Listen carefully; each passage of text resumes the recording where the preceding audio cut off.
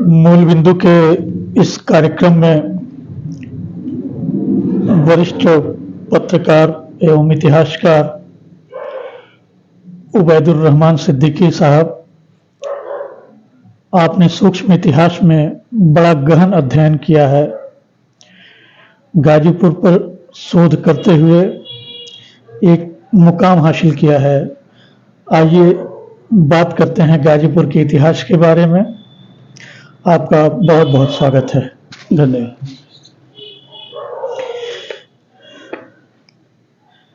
इस कार्यक्रम में हम पहले प्रश्न के रूप में जानना चाहेंगे कि इसका नाम गाजीपुर किया जाए जबकि इसका नाम गाजीपुर है, इसकी प्रामाणिकता क्या है? बहुत लोगों का ये सोच है कि इसका नाम जो है गाजीपुर कर दिया जाए जबकि इसका नाम गाजीपुर है, तो इसकी क्या प्रामाणिकता है? क्या इसके विषय में सच है?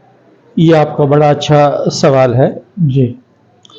और अधिकतर लोगों के ज़बान के ऊपर जी यही है कि ये नगर, ये बस्ती गाजीपुरी है जी। और राजा गाद ने जिसे बसाया था। तो अब गाजीपुर कहाँ से आता है? जी। देखिए, गाजीपुरी का जब हम सवाल जैसे आता है जी जी, तो राजा गाद और गाजीपुरी को समझने के लिए, जानने के लिए जी, हमें जो पौराणिक जो ग्रंथ हैं इसको देखना पड़ेगा जी, इसका हमें अध्ययन करना पड़ेगा। जी गाजीपुर के अधिकतर इतिहासकार जी, उन्होंने जितने पौराणिक ग्रंथ हैं, जैसे पद्म पुराण है जी, ब्रह्म पुराण है, जी, भविष्य पुराण है, जी, मत्स्य पुराण है, जी, वायु पुराण है, विष्णु पुराण है, जी, या इसके अलावा महाभारत बहुत लोकप्रिय है, वाल्मीकि रामायण बहुत लोकप्रिय है, रामचरितमानस है, जिसे लोग तो पढ़ते हैं। जी, इन सारी चीजों में, इन सारे ग्रंथों के अंदर राजा गाद और गाजीपुरी का उल्लेख है। जी। गाजीपुर के लोगों ने जो किताबें लिखी हैं और उसके अंदर राजा गाद का उल्लेख किया है या गाजीपुरी का उल्लेख किया है, उन लोगों ने भविष्य पुराण लिखा है, लेकिन किस सर्ग में है, किस अध्याय में है, किस श्लोक में है, जी जी, वो नहीं लिखा है। वो गाजीपुर के आप किताबें इतिहास की पढ़िएगा, अगर हम उनको देखते हैं, अध्याय को, श्लोक को और सर्ग को, जी, तो आपको पता ये चलेगा कि ये कन्नौज में है। अच्छा, गाजीपुरी कन्नौज में है। कन्नौज का जो पुराना नाम है वो गाजीपुरी है। अच्छा, कन्नौज का जो पुराना नाम है वो गाजीपुरी है। उसका नाम महात्माएं भी था और भी बहुत से नाम हैं जो कि पौराणिक किताबों में, ग्रंथों में ये सब चीजें मिलती हैं। चूंकि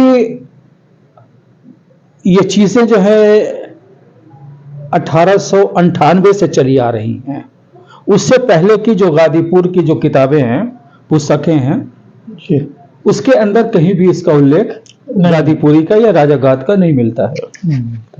1898 में जो गजेटियर है गिल ऑफिसर का, उसके अंदर पहले बार इसका उल्लेख आता है।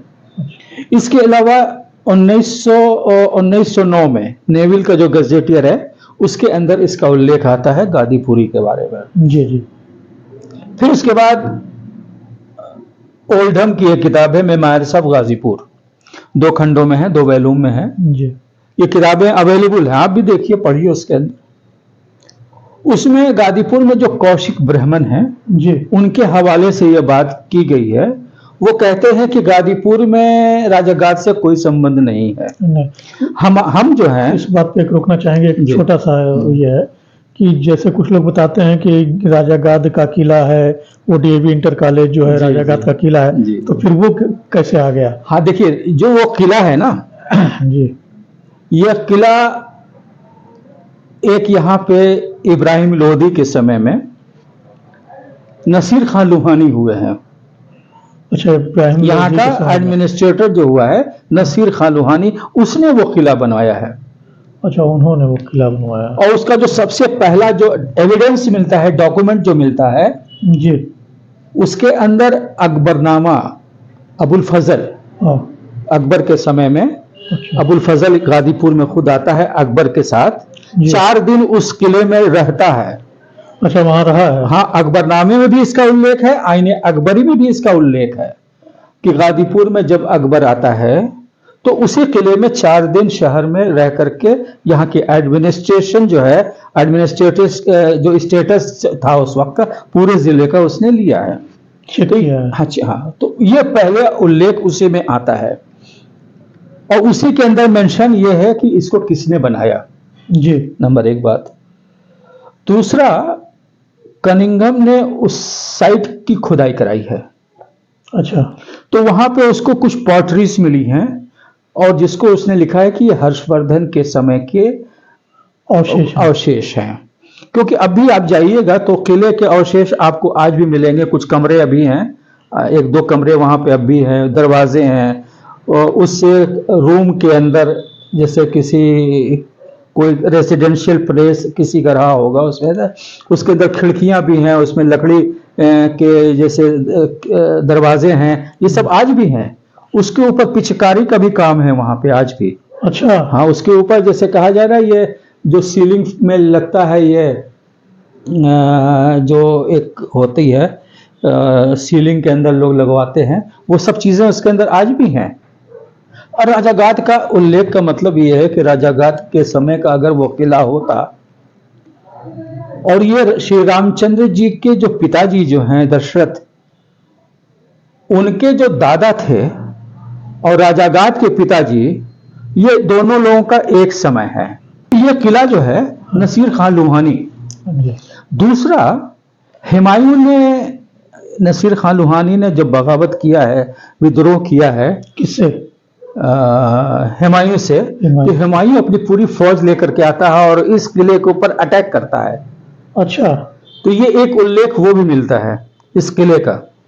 देखिए, गाजीपुर के अंदर 5 किले थे। गाजीपुर के अंदर 5 किले हैं। इतिहासकार यहाँ के लोग नहीं जानते हैं।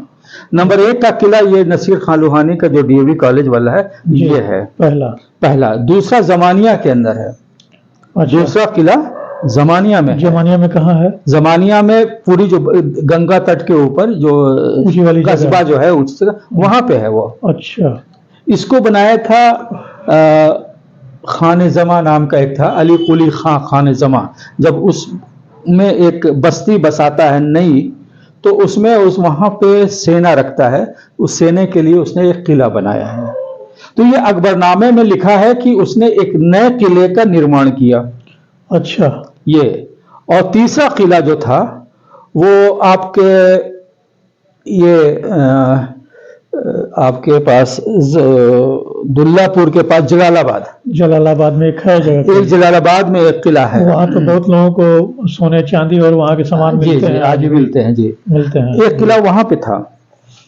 तीसरा, चौथा किला जो है वो सैदपुर भीतरी में था किला। चौथा किला सैदपुर भीतरी में। और 5वां किला ये शहर में था, ये जो गंगा तट पे है, पोस्ता घाट के बगल में नवाब साहब का जो फाटक है, ये पूरा एक किला है। अच्छा, वो मतलब आसपास 2 किले थे क्या यहाँ पे? हाँ, वो वाला किला ये पुराना हो चुका था। ये एडमिनिस्ट्रेटिव ऑफिस था। जैसे एक आज डीएम का ऑफिस है ना, उसमें सारे ऑफिसेज हैं, तो ये ऑफिसेज था। ये ऑफिस के तौर पर ये इस्तेमाल होता था। और किला वहां पे था जहां पे नवाब फजले अली रहता था। इस तरह से ये हमारे 5 किले थे। इसको एक ट्रेवेनर करके एक यात्री आया है, वो फ्रांसीसी, उसने इन किलों का उल्लेख किया है अपनी किताब में। अच्छा, ये किला है। ये किस सन की किताब है लगभग? ये किताब है गाजीपुर में 1845-46 की बात है जी। 45-46। उसकी यात्रा है, उसमें गाजीपुर का भी उसने लिखा है, किलों के बारे में भी लिखा है, और गाजीपुर में कौन कौन सी मुख्य सड़कें हैं उसके बारे में भी उसने अपनी किताब में लिखा है। कोई भी देख सकता, पढ़ सकता है। आपने भी उल्लेख किया था रामचंद्र जी का परिवार के बारे में। हाँ, रामचंद्र जी के परिवार के बारे में गाजीपुर के अंदर अगर देखा जाए तो राजा गाद जी को समझने के लिए दो मुख्य किताबें जो अभी 1900 के बाद लिखी गई हैं। जी। एक कन्नौज का इतिहास है जिसको आनंद स्वरूप मिश्रा ने लिखा है, कन्नौज का इतिहास। और दूसरी किताब है कानेकुब्ज महात्मा करके है, ये एपी मिश्रा की किताब है। कानेकुब्ज? हाँ, कानेकुब्ज ये पुराना नाम है गाजीपुरी का। गाजीपुरी से पहले जो है कानेकुब्ज नाम था, उसके बाद गाजीपुरी होती है, और गाजीपुरी के बाद महात्मा होती है, उसके बाद ये कन्नौज नाम आता है। गाजीपुर का जो नामकरण हुआ 1330 में होता है जी। 1330 में जो गाजीपुर का उल्लेख गाजीपुर के नामकरण से मिलता है, तो ये सबसे पहला साक्ष्य डॉक्यूमेंट मुझे 1692 में मिलता है जी। एक किताब है नस्बनामा अस्सादात गाजीपुर, ये पर्शियन में है। मूल किताब ब्रिटिश लाइब्रेरी लंदन में है, जिसका कैटलॉग नंबर है 4045। 4045 आप इसको देख सकते हैं।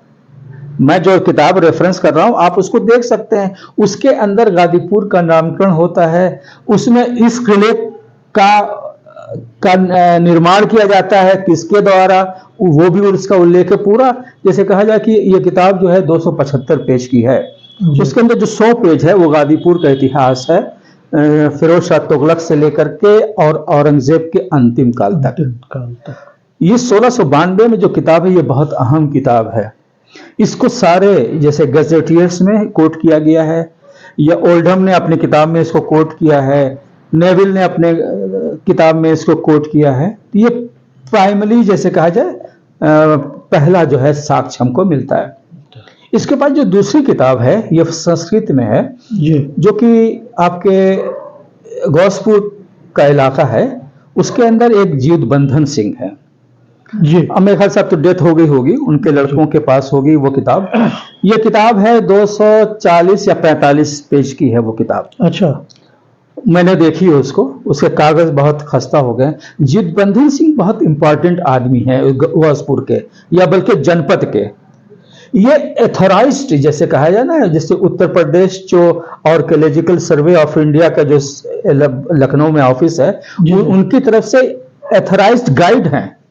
अच्छा, पूरे जनपद के, गाजीपुर जनपद के जीत बंधन सिंह, उनके पास वो पांडुलिपि मैंने देखी, जिसके अंदर गाजीपुर का नामकरण का और फिर उनके गांव में किस तरह से युद्ध हुआ है अमीर मसूद का और राजा मानधाता चकवा से, या उनके भतीजे से बनोमन चकवा से, उसमें उस संस्कृत के अंदर सारा उल्लेख है। क्योंकि संस्कृत मैं जानता नहीं था, तो उन्होंने एक संस्कृत के विद्वान हैं, टीचर वहाँ पे थे, बूढ़े से थे, किसी वो बड़े विद्वान जैसे कहा जाए, उन्होंने मुझे वो सारी चीज़ें शुरुआती जो हैं पढ़ करके बताई कि इसके अंदर क्या लिखा है। तो उसमें बहुत सी मैंने 18-20 पेज जो मेरे काम का था उस वक्त मैंने नोट कर दिया। उसी में लिखा है कि यहाँ पे कौन कौन जैसे कहा जाए कि भूमियार बिरादरी के हैं, किन्वार हैं, कहाँ पे ज़िले में सकरवार हैं, भूमियारों का राजपूत कौन कौन हैं, गौसपुर में हैं कि नहीं है, मोहम्मदाबाद में कहाँ कहाँ है, इनका क्या सोशल स्टेटस है, ये सब भी उस किताब संस्कृत वाली पांडुलिपि में है। चूंकि वो इतनी खस्ता हालत में थी कि उसके पन्ने पलटने पे टूट जाने की संभावना थी, तो उसको लेमिनेशन करा उस स्थिति में नहीं। जब मैंने देखा था ना लेमिनेशन था ना फोटोस्टेट थी, ये हमने सन 95-96 में मैंने देखी थी, सन 95-96 की मैं बता रहा हूँ, उस समय मैंने देखी थी। उसके बाद फिर हमारा उधर जाना नहीं हुआ कि मैं उसको अपडेट कर रहे हम। तो उसके अंदर भी गाजीपुर का जो है 1330 में नामकरण का शहर को आबाद किए जाने का उल्लेख है। उसमें भी गाजीपुरी का जिक्र है। राजा गाद का उल्लेख है इसके अंदर। जी। दूसरी चीज ये कि जब हम जो पुराण जितने हैं उनका अध्ययन करते हैं, जो भी आपको हमने नाम बताया है, जी। इसके अंदर जो सबसे अच्छी चीज जो है, कन्नौज के अंदर जो राजा गाद की नगरी है उसकी सीमा भी दी हुई है इन पुराणों के अंदर। इन वाल्मीकि रामायण में आप देखेंगे, आप रामचरितमानस में देखेंगे, आप और जितने पुराण जितने हैं, या फिर आपके कन्नौज के इतिहास में, इनके अंदर जो बंटवारा हुआ है, यानी कि राजा गाद के पिताजी और श्री रामचंद्र जी के दादा के बीच में जो, और उनके 2 भाई और थे या 3 भाई और थे, 5 भाइयों के अंदर पूरे भारतवर्ष तो आज जैसा भारतवर्ष तो था नहीं, जैसे पाकिस्तान है, अफगानिस्तान है, उसकी सीमा बहुत बड़ी थी। बर्मा और थाईलैंड वगैरह, सिंगापुर, सब इसके सीमा में था, जिसे हम अखंड भारत कहते हैं। तो ये भारतवर्ष 5 भागों में बटा है। मणिपुर अगर देखा जाए तो राजा गाद की जो नगरी है उसकी जो सीमा है वो कौशाम्बी तक आके खत्म हो जाती है, जैसा कि इन पौराणिक ग्रंथों के अंदर हमको मिलता है। ये कोई आम आदमी भी पढ़ सकता है, कोई आम शोधकर्ता, रिसर्च स्कॉलर इसको देख ले। कोई हमको वो नहीं है कि गादीपुर में गादीपुरी है तो गादीपुरी से हमको कोई परेशानी है। क्यों परेशानी? हमको परेशानी नहीं है। जैसे गादीपुर है, यहाँ पे जैसे कहा जाए औंधता हुआ शहर है, उस समय भी औंधता हुआ शहर रहेगा, कोई बहुत बड़ी तब्दीली तो आएगी नहीं। बहुत बड़ा जैसे चेंज, ऐसा क्यों है? ये औंधता हुआ शहर है क्यों? उदास चेहरे आपको मिलेंगे, उदास घर मिलेंगे आपको, उदास सड़कें मिलेंगी, कदम एकदम धीमा धीमा। पता नहीं क्यों लोग कहते हैं कि अफीम का असर है, लेकिन मैं इसको इतना हल्के में नहीं लेता हूँ। इसकी कारण है, उसकी वजह है। कारण क्या है? अब कारण तो बहुत लंबा भी है, पहले हम इसके ऊपर बात कर लें। तो इसकी जो सीमा है गादीपुरी की, इन पुरानिक ग्रंथों के द्वारा जो जानकारी हमको मिलती है, उसकी कौशाम्बी जो है वो आखिरी सीमा है। अच्छा, कौशाम्बी आखिरी सीमा है। उसमें श्लोक सब दिए हुए हैं सब। जी। अगर देखा जाए तो हम लोग अयोध्या के मातहत थे। अच्छा, हम लोग अयोध्या के मातहत थे। ये जो पूरा इलाका जो है हम लोगों का, ये अयोध्या के। तो उसी में जो एक प्रकरण आता है राजा दशरथ का, जी। आपके महार धाम बहुत इंपॉर्टेंट प्लेस है। मैं गया हूँ, उसको देखा हूँ। हाँ, तो महार धाम के में ही खाली मत जाइए, उस बस्ती में जब जाइएगा आप, उसके अंदर आसपास जैसे 3, 4, 5 किलोमीटर के दायरे में गांव के अंदर घुसिएगा, चट्टी है, टीलों पे चढ़िएगा, तो वहां पे पुराने अवशेष मिलते हैं। अच्छा। हाँ, टूटे हुए बर्तन, टूटी फूटी मूर्तियां मिलेंगी आपको, बड़े बड़े पत्थरों के ऊपर वो चित्रकारी किए हुए वो कलाकृतियां मिलती हैं।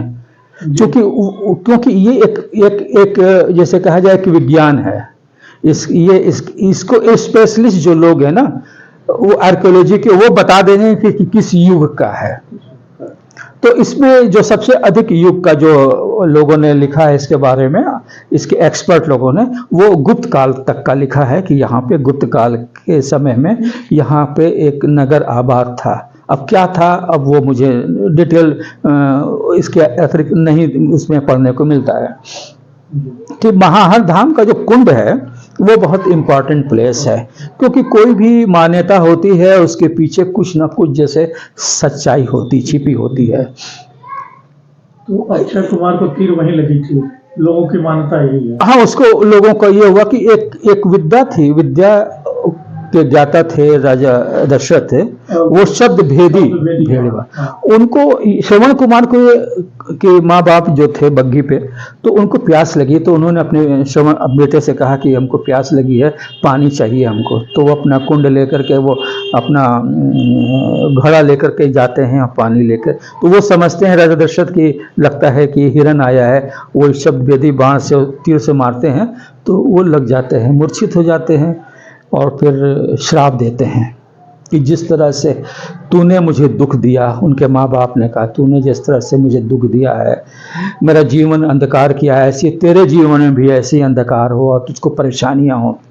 तो एक तरह से कहा जाए कि जो एक पटकथा है है ना, रामायण की पटकथा गाजीपुर में ही वो बिंदु है ना, वो फैलता है, वो पूरी कहानी, वो जो है चरित्र जो है वहीं से वो जैसे कहा जाए वो फैलता, बिंदु यही गाजीपुर है, शुरुआत यही गाजीपुर ही है।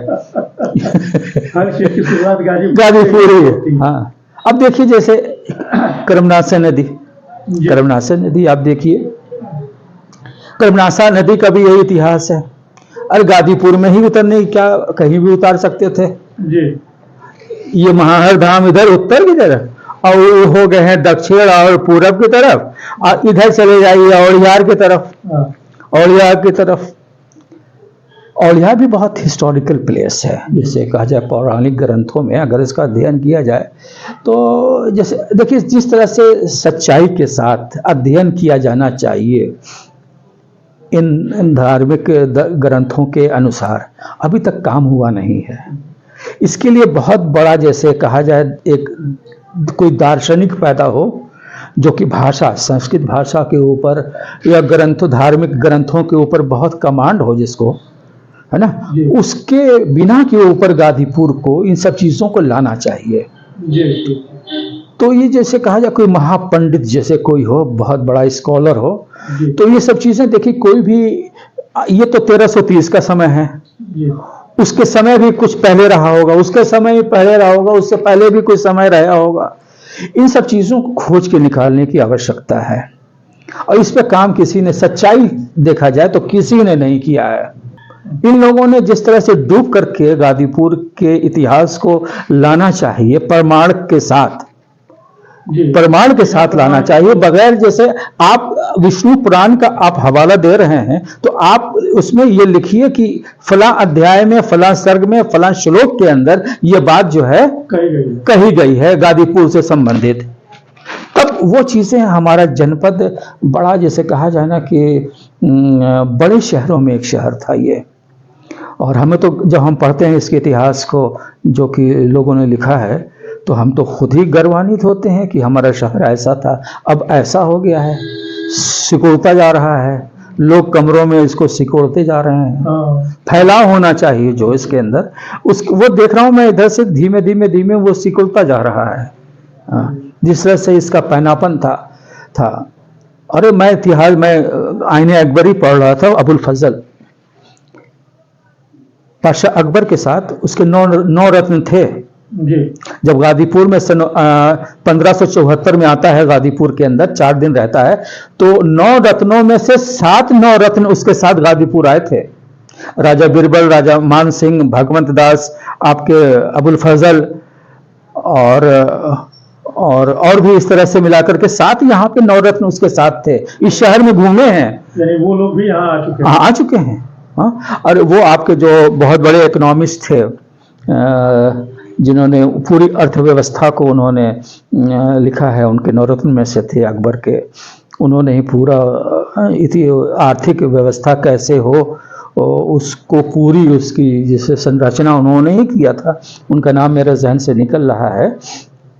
उन्होंने गाजीपुर के बारे में, यहाँ की आर्थिक स्थिति के बारे में पूरा एक ब्यौरा लिखा, पूरा डाटास है। अच्छा, पूरा गेहूं कितने हैं और कितना कीमत में है, कितना उत्पादन है, सरसों यहाँ पे कितना उत्पादन होता है, उसके मार्केट वैल्यू क्या है, पूरा जैसे दाल, आटा, चावल, गेहूं, जितना सामान, सब चीजें, ये यहाँ पे उत्पादन कितना होता है, उस किस मूल्य के ऊपर यहाँ बेचा जाता है, सारा डाटा आईने अकबरी में है, गाजीपुर से संबंधित। अच्छा, तो उससे पता चलता है कि गाजीपुर जो है उस वक्त सूबा कहलाता था, प्रांत जैसे है, सूबा कहलाता था। हेड ऑफिस उसका इलाहाबाद में था, जिसे प्रयागराज कहते हैं। गाजीपुर का हेड ऑफिस प्रयागराज था। तो वहां का जो सूबेदार था वो हर साल डाटा लेता था। जैसे आज हमारे वित्त मंत्री जो है वो लेते हैं पूरे भारतवर्ष का डाटा लेकर के, वो एक सबमिट राज्यसभा में या लोकसभा में प्रस्तुत करते हैं कि अगले साल का बजट ये है। ऐसी उस समय भी अगले साल का बजट क्या होगा, उसके अंदर क्या क्या, किन किन चीजों की, सामग्रियों की, इसका समय मूल्य क्या तय किया जाएगा, कैसे उसको उत्पादन कैसे बढ़ाया जाए, ये सारी पूरी चीजें वो पेश किए। गाजीपुर का 3रे नंबर पे था, जैसे चावल, गेहूं, तंबाकू, पान, पान भी गाजीपुर में है, बड़ी जबरदस्त खेती। तंबाकू नंबर 1 तंबाकू यहाँ गाजीपुर में जनपद में होता था। ये 6 चीजें तो जनपद के अंदर इसका उत्पादन प्रांत में तीसरे नंबर पे, दूसरे नंबर पे, चौथे नंबर पे, 5वें नंबर पे था।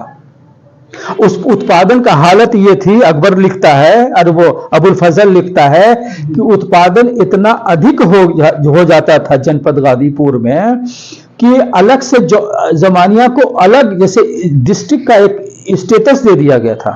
अच्छा, यहाँ पे जैसे कहा जो उस समय में डीएम जो होता था, जैसे है आज के डीएम या एसपी, उस वक्त फौजदार कहलाता था जी। तो गाजीपुर में एक फौजदार होता था और वहां पे उत्पादन इतना अधिक होता था कि उसको संभालने के लिए, व्यवस्था को संभालने के लिए कि मालगुजारी अच्छी से अच्छी जनपद में आ सके, वहां पे एक दूसरा फौजदार नियुक्त किया गया। अच्छा, उसकी प्रशासनिक व्यवस्था को देखने के लिए। तो हमारा जनपद किसी भी जनपद से कोई कम नहीं था।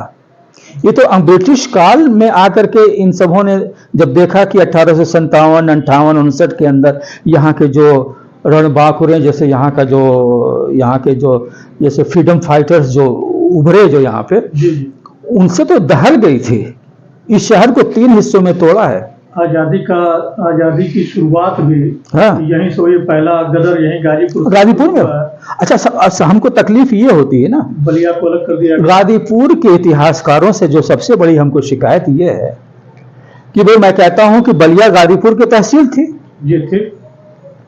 मंगल पांडे कहाँ का था? गाजीपुर का था। तो क्यों नहीं यहाँ के लोगों ने लिखा कि गाजीपुर में सबसे पहले चिंगारी गाजीपुर के एक हिस्से में जो है यहीं से फूटी? ये कोई नहीं लिखता है। और मंगल पांडे सिर्फ बलिया का थोड़ी, उसकी सारी रिश्तेदारियां जमानिया में थी, गाजीपुर शहर में थी जी। उसके सगे संबंधी जौन जमानिया में थे, यहाँ भी थे। जिस तरह से वो बगावत उन्होंने किया है, इनके परिवार के लोगों ने भी बगावत किया। देखा देखी गांव के लोगों ने भी उनके साथ शामिल हुए। यहाँ के लोगों ने ये चीज लिखी ही नहीं। तो बहुत बड़ा इतिहास छूट गया। ये बहुत बड़ा इतिहास छूटा है। और वीरों की धरती और बहादुरों की सरजमीन और बलिया को लिखा जाता है। अरे गाजीपुर कोई कम था क्या उससे? भाई गाजीपुर का ही तो हिस्सा है। चितबड़ा गांव जैसे कहा जाए, चितबड़ा गांव तो गाजीपुर में था। मोहम्मदाबाद गोहना गाजीपुर में था। ये चौसा गाजीपुर में था। नरवन गाजीपुर में था। महाइज गाजीपुर में था। आजमगढ़ की सिगड़ी तहसील जो है बलिया जो थी वो गाजीपुर में था। आधा मऊ गाजीपुर में था। इसकी सीमा बहुत बड़ी थी। ये तो जब अंग्रेजों ने देखा कि आंदोलन नहीं संभल रहा है तो जनपद को 3 हिस्सों में तोड़ दिया। अच्छा। और इसकी कमर तोड़ दिया। जो कमर तोड़ा तो गाजीपुर की पनप नहीं पाया, फिर पनप नहीं पाया हमारा। हिस्सों में जो तोड़ा है कौन कौन से हिस्से थे वो? जैसे महाइज परगना, नरवन बनारस को दे दिया। ये दोनों आपके, ये चौसा, पूरा चौसा गाजीपुर में। शाहाबाद का थोड़ा सा हिस्सा जो इधर लग रहा था गाजीपुर में शामिल था। गढ़ा, नरवन और गढ़ा जो बलिया के 3 परगने जो थे गाजीपुर में थे, बलिया को दे दिया गया। हाँ, वो फिर इस तरह से तोड़ा। फिर आजमगढ़ में दे दिया। गाजीपुर का जो आपका पूर्वी क्षेत्र, उत्तरी क्षेत्र जो है, उसका जो मेन जो है हमारा, जैसे कहा जाए कि शादियाबाद, आपके जहूराबाद का जो इलाका है, जो कि उस इलाके की तरफ से बहरियाबाद, शादियाबाद का जो इलाका मेन है, इससे कुछ जो फर्टाइल जमीन थी ना, जहां पे फर्टाइल जमीन उत्पादन बहुत अधिक था ना, उसको आधे टुकड़ों में बांट करके उन्होंने इन हिस्सों में बांट दिया। तो गाजीपुर की जो आर्थिक स्थिति जो थी ना, इस तरह से कमर तोड़ दिया। जनपद हमारा पिछड़ा चला गया। अब हम लोग एकदम सिकुड़ गए हैं, छोटे हो गए हैं। जी हाँ, राम जी के परिवार के राजा गादी के बारे में जी उस पर कुछ नजर डालें। देखिए, श्री रामचंद्र जी के का मातहत ये गाजीपुर था। जी। एक प्रसंग हमको ये भी मिलता है गाजीपुर से संबंधित, जो हमारा गाजीपुर का जो उत्तरी क्षेत्र है, बिहार से लगे हुए जो इलाके हैं, जी। अब अक्टूबर में या सितंबर में वहां पे मेरे ख्याल से 1 महीना जी। कोई हल नहीं जोतता है, अच्छा वो हिंदू हो या मुसलमान हो। अच्छा। वो जो इलाका जो है उसके अंदर हल को रख देते हैं, कोई जैसे कहा जाए कि खेत में कोई काम नहीं करेगा। अच्छा, ये मैं पहली बार सुन रहा हूँ। हाँ, ये चीज हमको भी पहली बार मालूम हुई। और उसके अंदर चूंकि हमारी जो सरहद जो है यहाँ से लेके वहां तक थी, बक्सर तक ये अयोध्या के मातहत इलाका था।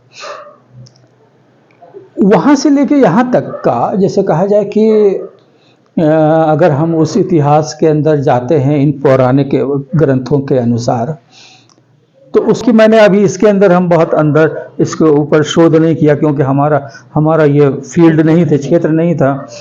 ये मतलब यह सिद्ध नहीं हुई कि ये गाजीपुर है कि गाजीपुर है, सिद्ध हुई कि नहीं हुई? देखिए, गाजीपुरी को समझने के लिए जो हमारे पुराण हैं इनको देखना पड़ेगा। उसके अनुसार, हमारे मत के अनुसार नहीं या किसी के विद्वान जो लोग हैं उनके, आप इनको खुद पढ़िए, आप देखिए कि कौशाम्बी आखिरी सरहद है जी। गाजीपुर में कैसे आते हैं राजागढ़, ये मुझे नहीं मालूम। कुछ लोगों से मैंने पता लगाया था, पूछा था, बातचीत हुई थी, तो उन्होंने कहा था कि अपने अंतिम समय में यहाँ पे आए थे, यहाँ पे नगर बसाया था, तो गाजीपुरी थी। तो अब जैसे 1330 में गाजीपुर का नामकरण होता है, गाजीपुर, उससे पहले इस शहर का नाम था चेंचू। अच्छा, गाजीपुर का नाम चेंचू था। चेंचू था। चेंचू का मतलब? चेंचू का मतलब होता है वीर स्थल, बहादुरों की सरजमीन। अच्छा। हाँ, लैंड ऑफ चैंपियंस जिसे कहा जाए ये है। अच्छा, ये जानकारी हमको मिलती है हेवन सॉन्ग जो आया था, एक चीनी यात्री गाजीपुर में भी आया था जी। और ये आया था 8वीं शताब्दी में गाजीपुर के अंदर। हर्षवर्धन का जमाना था, 8वीं शताब्दी में गाजीपुर में आया था। वो सारनाथ से होते हुए गाजीपुर में आया था। तो उसने जो गाजीपुर के बारे में जो देखा और उसने लिखा है सब चीज़ें कि यहाँ के लोग कैसे हैं, यहाँ की फसलें कैसी हैं, यहाँ के व्यवहार आपस में बातचीत करने के कैसे हैं, यहाँ पे किस दिमाग के, किस सोच के यहाँ के रहने वाले हैं, यहाँ पे किस तरह के लोग, जैसे कहा जाए कि आपसी उनके अंदर उठना बैठना, खाना पीना, ये सब चीज़ें हैं। उसने यहाँ पे कुछ इमारतों का भी उसने उल्लेख किया है। उसने लिखा है कि सारनाथ से तथागत, जिसे हम गौतम बुद्ध कहते हैं, वो सारनाथ से जब चले हैं नदी के किनारे किनारे गंगा के, तो गाजीपुर में औलियार के इलाके में आके ठहरे हैं और 7 दिन तक वो रहे हैं। 7 दिन तक उन्होंने विश्राम करके, जो उस समाज का देव समाज था, देव समाज का मतलब ये होता है कि ब्राह्मण समाज, देव जैसे है ना, तो क्योंकि उस समय जो ब्राह्मण जो लोग थे, पुजारी जो लोग थे, उनके समाज में एक अच्छी पकड़ थी, समाज में उनकी इज्जत थी, मान सम्मान था, अच्छे निगाह से देखे जाते थे, जो बातें कहते थे तो समाज पे असर करता था। तो तथागत ने उन्हीं को उपदेश दिया 7 दिनों तक। और उस वक्त गाजीपुर की जो, जैसे कहा जाए जनता, जैसे कहा जाए आवाम, जैसे कहा जाए, तो उस वक्त की जो जनजातियां थीं, जैसे कि चेरू, सोयरी, सेवरी। सेवरी में 2 ब्रांच है, सेवरी और सेवरी, सोयरी और सेवरी, ये 2 हैं। फिर उसके बाद आते हैं आपके भर में भी, हाँ, भर में भी 2 हैं, एक भर है, एक राजभर है। और इस तरह से और भी छोटी छोटी यहाँ पे जनजातियां थीं, उनको भी संदेश, उनको भी उपदेश दिया। लेकिन अगर हम देखा जाए बौद्ध साहित्य में, तो इस उपदेश को कहते हैं जनादेश कहते हैं कि उन्होंने दिया। तो उसके अंदर वो लिखता है कि जब मैं गौतम बुद्ध के पद चिन्हों को खोजता हुआ मैं वहां पहुंचा, जहां जहां गौतम बुद्ध गए थे, तो अशोक भी वहां पहुंचा था। यानी सम्राट अशोक भी आए थे। गाजीपुर में अशोक भी आए थे गौतम बुद्ध को तलाशते हुए, जहां जहां जाकर के। महान हत्या गाजीपुर में आई थी। पहले तो गौतम बुद्ध आए थे, उसके बाद अशोक आए थे। तो हेवेनसांग ने लिखा है कि अशोक ने उन जगह पे, उस स्थान पे जहां उपदेश दिया था 7 दिनों तक, वहां पे एक स्तूप बनाया। अच्छा। जैसे सारनाथ में एक स्तूप है, एक स्तूप बनाया, 10 संघाराम बनाए, अनेकों बौद्ध विहार जनपद में उसने बनाए। उसने एक होता है चैत्य, वो भी एक मंदिर टाइप का होता है, चैत्य होता है, उसके अंदर एक छोटा सा स्तूप होता है। वो बौद्ध विहार ये होता है, उसके अंदर रेसिडेंशियल प्लेस भी होता था। रेसिडेंशियल प्लेस उन बौद्ध भिक्षुओं का होता था जो कि उपदेश जाते थे देने के लिए बुद्ध के, तो वो उनके लिए रहने की वो जगह थी। उपासना घर भी रहता था और उनका जैसे कहा जाए कि विश्राम स्थल भी था। वहीं पर तैयार किए जाते थे एक तरह से कि बौद्ध जी, हाँ, बुद्ध भिक्षु कैसे तैयार जाकर के आप अलग अलग इलाकों में कैसे कैसे क्या क्या अपने उपदेश देने हैं, वो सारी चीजें वहां पे तैयार किए जाते थे। जैसे एक सेंटर, लर्निंग सेंटर्स वो होते थे। तो जब ये रेल की पटरी बिछने लगी आपके बनारस से और यार होते हुए मऊ और गोरखपुर वाली लाइन, तो यहाँ पे ईस्ट इंडिया की कंपनी कलकत्ता की थी, रेलवे एक कंपनी है, उसने खुदाई शुरू किया था। अच्छा। बनारस से और यार होते हुए, जो आज भी वो है। तो जब और यार से 2 किलोमीटर आगे बढ़ते हैं तो वो स्तूप वहां पे मिलता है, खंडरावशेष में, खंडहर की शक्ल में। इतना था कि उसको क्रेन से उठा करके, ओल्डहम ने अपनी किताब में लिखा है पहले भाग वॉल्यूम में, कि उसको क्रेन के द्वारा उस स्तूप को, जो जैसे कहा जाए आधा गिरा हुआ था, इसको बनारस में ले जाकर के सारनाथ में इसको हैंडओवर किया गया, रखा गया। वहां पे बुद्ध से संबंधित बहुत सी बड़ी बड़ी आकृतियां, चिन्ह, अशोक चिन्ह वगैरह सब मिले। तो ये सारी चीजें वहां पे आपको दे दी गई। लेकिन अब कहां पे वो है? सारनाथ में हम गए थे उस चीज को खोजने के लिए, तलाश में, तो अब वो सब चीजें हमको नहीं मिली। वो सब चीजें कहाँ गई, क्या हुई, पता नहीं। लेकिन ओल्डहम ने इस बात का उल्लेख अपने किया है। तो अशोक जो था, जब वो बौद्ध भिक्षु होता है और बुद्ध धर्म स्वीकार करता है, तो उसका जो गुरु है उसका नाम था उपगुप्त। हाँ, उपगुप्त नाम था। और ये कन्नौज के पास जो वहाँ पे मठ था, उसी में वो रहते थे। और पूरे भारतवर्ष में, बल्कि पूरे विश्व में उसका एक, जैसे कहा जाए, बहुत बड़ा रुतबा था उपगुप्त का, और बड़े मान सम्मान के साथ वो देखा जाता था। तो उसी से वो विनती करता है कि हमको उन जगहों को दिखाइए जहां जहां गौतम बुद्ध के रुके थे, विश्राम किया था, उपदेश दिया था। तो वो लोग नाव से चलते हैं, ये सब किताबों में है, मिलता है। आप बौद्ध साहित्य में देखिएगा तो ये सब चीजें मिलेंगी आपको। तो वहां से वो नदी के द्वारा, वो क्योंकि वो शासक था, वो राजा था, और वो यानी कि राजा का मतलब होता है कि कोई मामूली आदमी तो था नहीं, उसके आगे पीछे सेनाएं उसको लेकर के चल रही थी, पूरी एक व्यवस्था थी जो उसको लेके आगे बढ़ रही थी। तो गाजीपुर में जब आया सारनाथ के बाद उपगुप्त के साथ, तो उसने उस प्लेस को उसने बताया। अच्छा। कि इस स्थान के ऊपर ये बुद्ध रुके थे और उन्होंने गाजीपुर में ये उपदेश दिया था, इसलिए उसने ये सारी चीजें निर्माण कराई थी। तो ये सब चीजें उनके साहित्य में मिलती हैं, ये सब चीजें। तो वो जगह जो है, वो जब आप औड़ियार के पास जो एक कैनाल है, वहां पे नहर जाती है, अगल बगल में से एक रास्ता जाता है, देवकली पंप कैनाल। हाँ देव, हाँ जी, पतला से एक रास्ता जाता है, उसी को आप पकड़िएगा तो 1.5 किलोमीटर आगे जा करके एक आपको विशाल टीला दिखाई देगा, कम से कम 64 बीघे का। अच्छा, 64 बीघे का एकदम गोल आपको वो दिखाई देगा टीला, और जमीन से ऊपर लगभग 18 फीट होगा ऊंचा। अच्छा, 18 फीट ऊंचा, हम उस पर चढ़े हैं जी।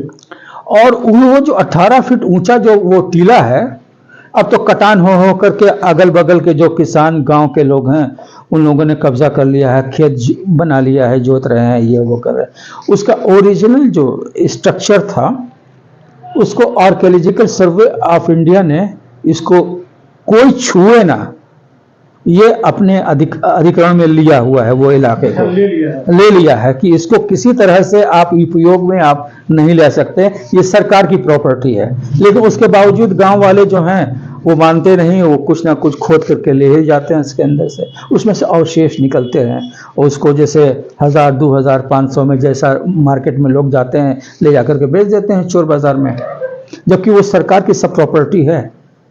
वो सारी चीजें सरकार की प्रॉपर्टी है, लेकिन उदासीनता हर जगह है, उसका पड़ी हुई है। तो आप जब जाइएगा तो उसके अंदर ईंटें मिलेंगे आपको चारों तरफ। अच्छा, अरे ये आधे हाथ का ईंटा जैसे कहा जाए, ये कै फीट होगा? 1.5 फीट। 1.5 फीट, 1.5 फीट का समझिए कि ये लंबे लंबे ईंटें, पूरे चारों तरफ दीवार है उसकी। अच्छा। पूरा यहां से लेके वहां तक ये, और उसकी कम से कम ईंटे की चौड़ाई ये कम से कम 1 फीट होगी चौड़ाई, और 1.5 फीट लंबा।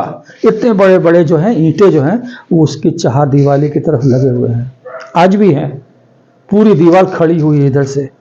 उसके ऊपर बताते हैं कि यहाँ पे स्तूप था, लेकिन आर्कियोलॉजिकल सर्वे ऑफ इंडिया ने जब उसकी खुदाई कराई है तो वो कहते हैं कि उस समय का नहीं है, उस समय का नहीं है, ये गुप्त काल के बाद का है। ये स्ट्रक्चर है जो ये यहाँ पे है, जो उसमें से खुदाई में जो सारे सामान जो मिले हैं। तो ये सब इतिहास का विषय है, ये शोध चलता रहेगा। जी। आपने भी तो बड़ा गहन अध्ययन किया है इस संबंध में। अच्छा, एक प्रश्न भी गाजीपुर से खत्म नहीं हुआ। गाजीपुर का असली नाम गाजीपुर है कि लौरी काशी है?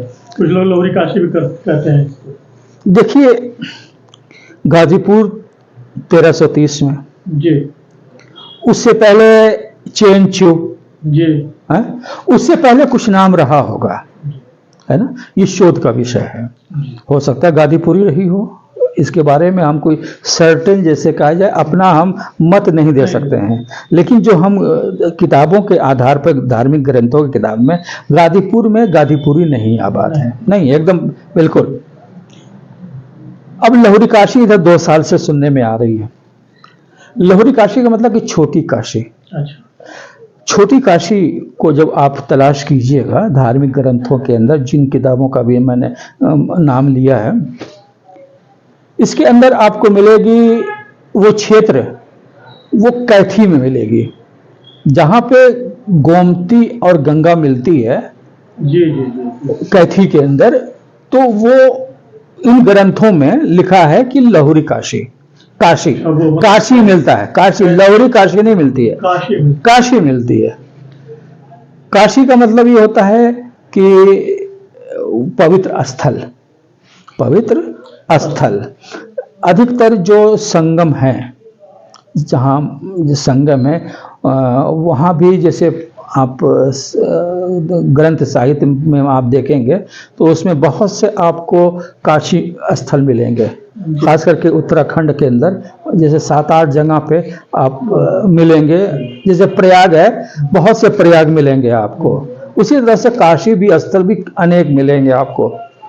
तो उसके अंदर लहुरी काशी जब बसी वहाँ पे उस क्षेत्र में, औड़ियार के क्षेत्र में और कैथी के क्षेत्र में, तो वहाँ की व्यवस्था जो थी ना, वो जैसे सुनियोजित तरीके से नहीं चल रही थी, बड़ा उलटफेर हो रहा था, मारपीट हो रही थी, और जैसे कहा जाए कि असंतोष की हालत थी। तो उसके ऊपर फिर मंत्रणा हुई ऊपर कि क्या किया जाए, कि शासन सही तरीके से हमारा नहीं चल पा रहा है या व्यवस्था जो है वो इतर बितर हो रही है, तो इसको सरकार करके जो बनारस में मौजूदा काशी है ये वहाँ चली गई है। अच्छा, ये वहाँ चली गई। तो गाजीपुर में इधर 2 साल से मैं देख रहा हूँ कि लहुरी काशी जैसे कहा जाए लिखी जा रही है, तो इस पे अभी हमारा शोध कार्य चल रहा है। मैं किसी सर्टेन पॉइंट पे अभी मैं ये नहीं कह सकता हूँ कि ये गाजीपुर, गाजीपुरी की लहुरी काशी ये सब चीज़ों आ रही हैं। यानी अभी ये शोध का विषय, ये शोध का विषय है।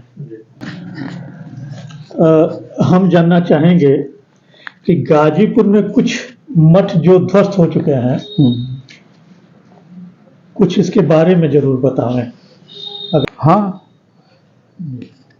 उसके अंदर देखिए डॉक्यूमेंट्स जो हमको मिलते हैं जी, गाजीपुर जनपद से संबंधित, जी, उसमें जनपद में कहाँ कहाँ मठ हैं जी, उनका भी उल्लेख उन डॉक्यूमेंट्स में है, मिलता है।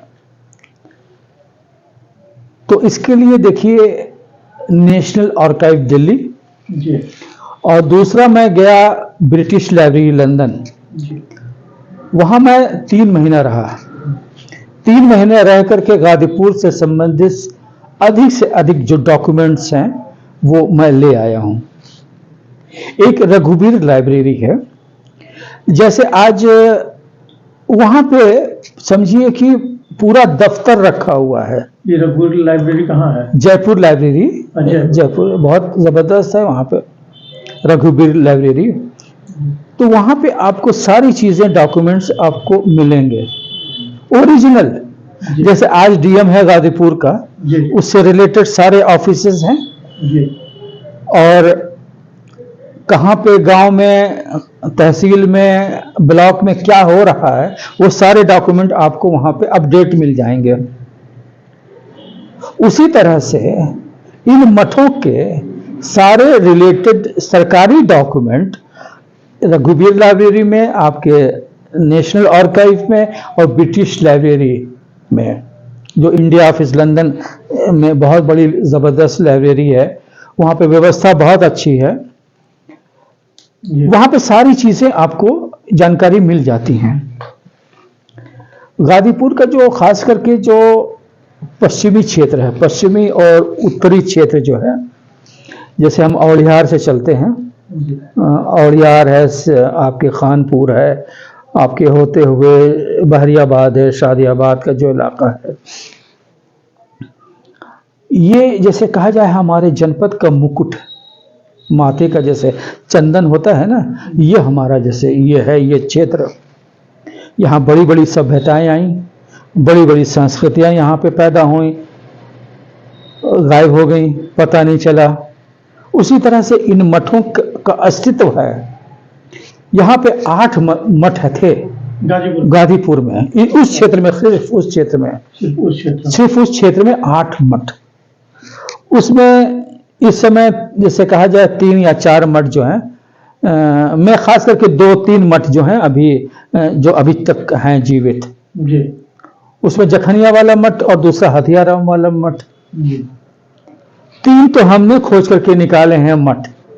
उन जगहों पे मैं गया हूँ, जैसे एक है यहाँ पे औड़ियार से एक रास्ता जाता है, आपके जौनपुर की तरफ जाता है एक रास्ता, खानपुर होते हुए निकलती है, सड़क बहुत अच्छी है वहाँ पे। वहाँ पे जाइएगा तो एक गांव है सरैया, सरैया, उसी के पास है मौधा, मौधा एक जगह है। मौधा जो है वहाँ पे महंत रहते हैं, सरैया मठ था, और मठ इतना खूबसूरत था अपने समय में, जैसा कि इन डॉक्यूमेंट्स में मुझे मिला है, पढ़ने को मिला। 2 मंजिला ये मठ और लकड़ी से निर्मित। अच्छा, लकड़ी से निर्मित ये मठ, और समझिए कि इसका द्वार ऐसा था कि एक हाथी जा सके और एक हाथी आ सके। महंत उसी पे आते थे और जाते थे इसके ऊपर। और उसी के बगल में एक, जैसे कहा जाए, वो खाद्य भंडार का एक बहुत बड़ा रूम था। अच्छा, अनाज भंडार। अनाज भंडार। अंडाज, ताकि वहाँ पे जो श्रद्धालु लोग आते थे, धार्मिक अनुष्ठानों वगैरह जो साल में एक बार होता था, जो कि 1 हफ्ता 10 दिन चलता था, उनके भोजन के लिए, उनके भंडारे के लिए। ये सब जब मैं उस टीले पर चढ़ा हूँ, वो टीला लगभग होगा, जैसे कहा जाए कि 25 फीट में होगा। वो नहीं, 25 फीट जैसे गोलाई में वो मठ है, ध्वस्त मठ है, वो पूरा जो 2 मंजिला था वो बैठ गया, और चढ़ान कम से कम 12 फीट की होगी। अच्छा, इस 12 फीट ऊंचा है। और एक वहाँ पे आज भी एक वहाँ पे मठ के जो महंत हैं, उनकी समाधि है, पत्थर की निर्मित है, ऊपर है, बस वही एक बचे है उसका। उसी के बगल में एक शिव मंदिर है। अच्छा, इतना खूबसूरत पत्थरों से किया हुआ उस पे वर्क है कि हम तो देखते रह गए बैठ करके। और उसके बगल में जो पीपल का पेड़ है, विशाल पेड़ है, कम से कम वो 500-600 साल पुराना होगा। उसके अंदर नंदी की एक मूर्ति देखी मैंने, इतनी खूबसूरत। जी, बहुत सी जगहों पे मैं, धार्मिक स्थलों पे मैं गया हूँ, मंदिरों में गया हूँ, देखा मैंने जी, और बहुत करीब से देखा मैंने। इतना ब्लैक स्टोन का, जैसे कहा जाए वो नंदी की वो वहाँ पे जैसे कहा जाए मूर्ति है। कितनी बड़ी है वो मूर्ति? अरे कम से कम 10 फीट? हाँ, 10 फीट के करीब होगी। और वो विशाल है, ये बड़ी सी विशाल है। और उसका आगे का जो हिस्सा है नंदी का, वो देखने लायक, बस जैसे लगता है कि अब बोल देगी। हाँ, और उस मंदिर, जो वो मंदिर के बाहरी हिस्से में द्वार जहाँ है, वहीं पे है। और मंदिर का जो प्रवेश द्वार है, उसके ऊपर जो खूबसूरत जैसे कलाकृतियों से जो फनकारी के साथ शिल्पकार ने उसको काटा है, नक्काशी की, बस वो देखते रहिए, बस चुपचाप बैठे उसको देखते निहारते रहिए। और जिसने शिल्पकार ने उसको तराशा है, और उसकी तारीफ करते रहिए। इतनी खूबसूरत खूबसूरत घंटियां हैं, मूर्तियां हैं, फूल हैं, पत्तियां हैं, उसके कंगूरे जो बनाए हैं, और उसके ऊपर जैसे लटक रहे हैं, जैसे लगता है कि हम सही में देख रहे हैं उसको। इतना सुंदर वो है। और उसके बगल में पुरानी, जैसे कहा जाए कि 600 साल पुरानी जो है, वो खंडहर और दीवारें आज भी एकदम जीर्ण शीर्ण अवस्था में है। वो कम से कम 11 फीट में, 11 बीघे में होगा, 11 बीघे में वो इलाका है वो। अच्छा। और जैसे कहा जाए, अब उसका एक तरह से नामो निशान मिट गया है। बस एक प्रतीक के तौर पर वो शिवालय जो वो होता है ना, कुछ त्योहारों के ऊपर, वो शिवरात्रि के मौके ऊपर वहाँ पे एक मेला वाला लगता है, और तो उसमें वो महंत जी आते हैं, उसमें पूजा पाठ चलती है, कीर्तन वीर्तन होता है उसके अंदर। तो उसके अंदर फिर मैंने उसको खोजते हुए कि इसके महंत कौन है, तो मैं मौधा गया। मौधा वहाँ से 1.5 किलोमीटर दूर है। अच्छा, मंदिर से 1.5 किलोमीटर दूर है। जो महंत जी के रिहाइश का जो मैंने उनका घर देखा, वो भी लकड़ी का बना हुआ है। अगला हिस्सा जो है लकड़ी का बना हुआ, और इतना खूबसूरत आर्क है कि मत पूछिए।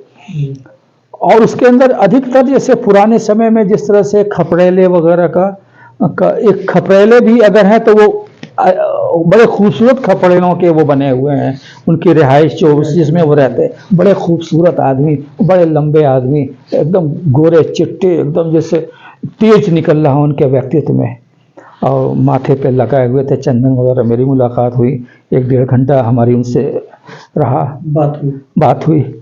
उनसे अधिक तो हम ही जानते थे, जितना मैं बताने लगा उनको तो खुद ही अचरज बते कि ये भाई तो मुझे खुद ही नहीं मालूम।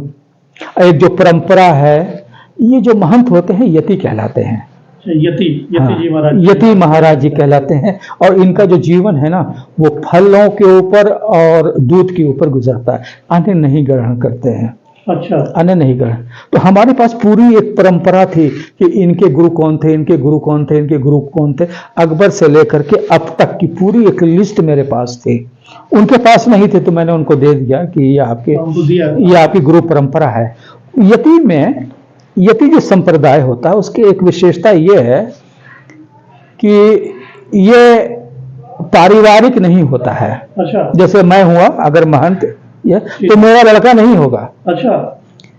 वो जो यति होंगे वो भ्रमण करते रहेंगे, देखते रहेंगे कि ऐसा लड़का, ऐसा बालक जिसके अंदर ये क्षमता हो कि हमारी इस परंपरा का वो निर्वाह कर सके।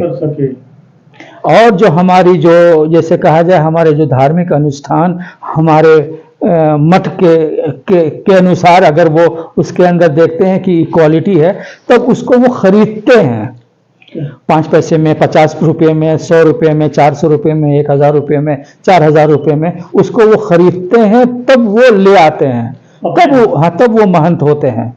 ये जितने महंत जितने आप देखेंगे ना, हथियाराम मठ हो या इस तरह वो अडॉप्ट किए हुए हैं। ये पारिवारिक इन लोगों का जैसे वो नहीं है कि हम होंगे तो हमारा बेटा ही होगा तो हमारा पोता होगा, ये परंपरा इसमें नहीं है। और इसके अंदर खास बात ये एक चीज ये होती है कि अगर हम परिवार में शादी कर लेते हैं, अगर हम परिवार बसा लेते हैं तो उससे वो बहिष्कृत कर दिए जाते हैं उस समाज से। हाँ, बाहर हो जाएंगे। अगर हम अगर महंत की एक खासियत एक ये भी है यति की कि वो शादी ब्याह नहीं करता है, वो जीवन पूरा उनका ऐसे ही गुजरता है। तो इस तरह से ब्रह्मचारी जीवन गुजारते हैं ये। तो एक तो वो बड़ा मुश्किल से मैंने उसको खोज के निकाला है।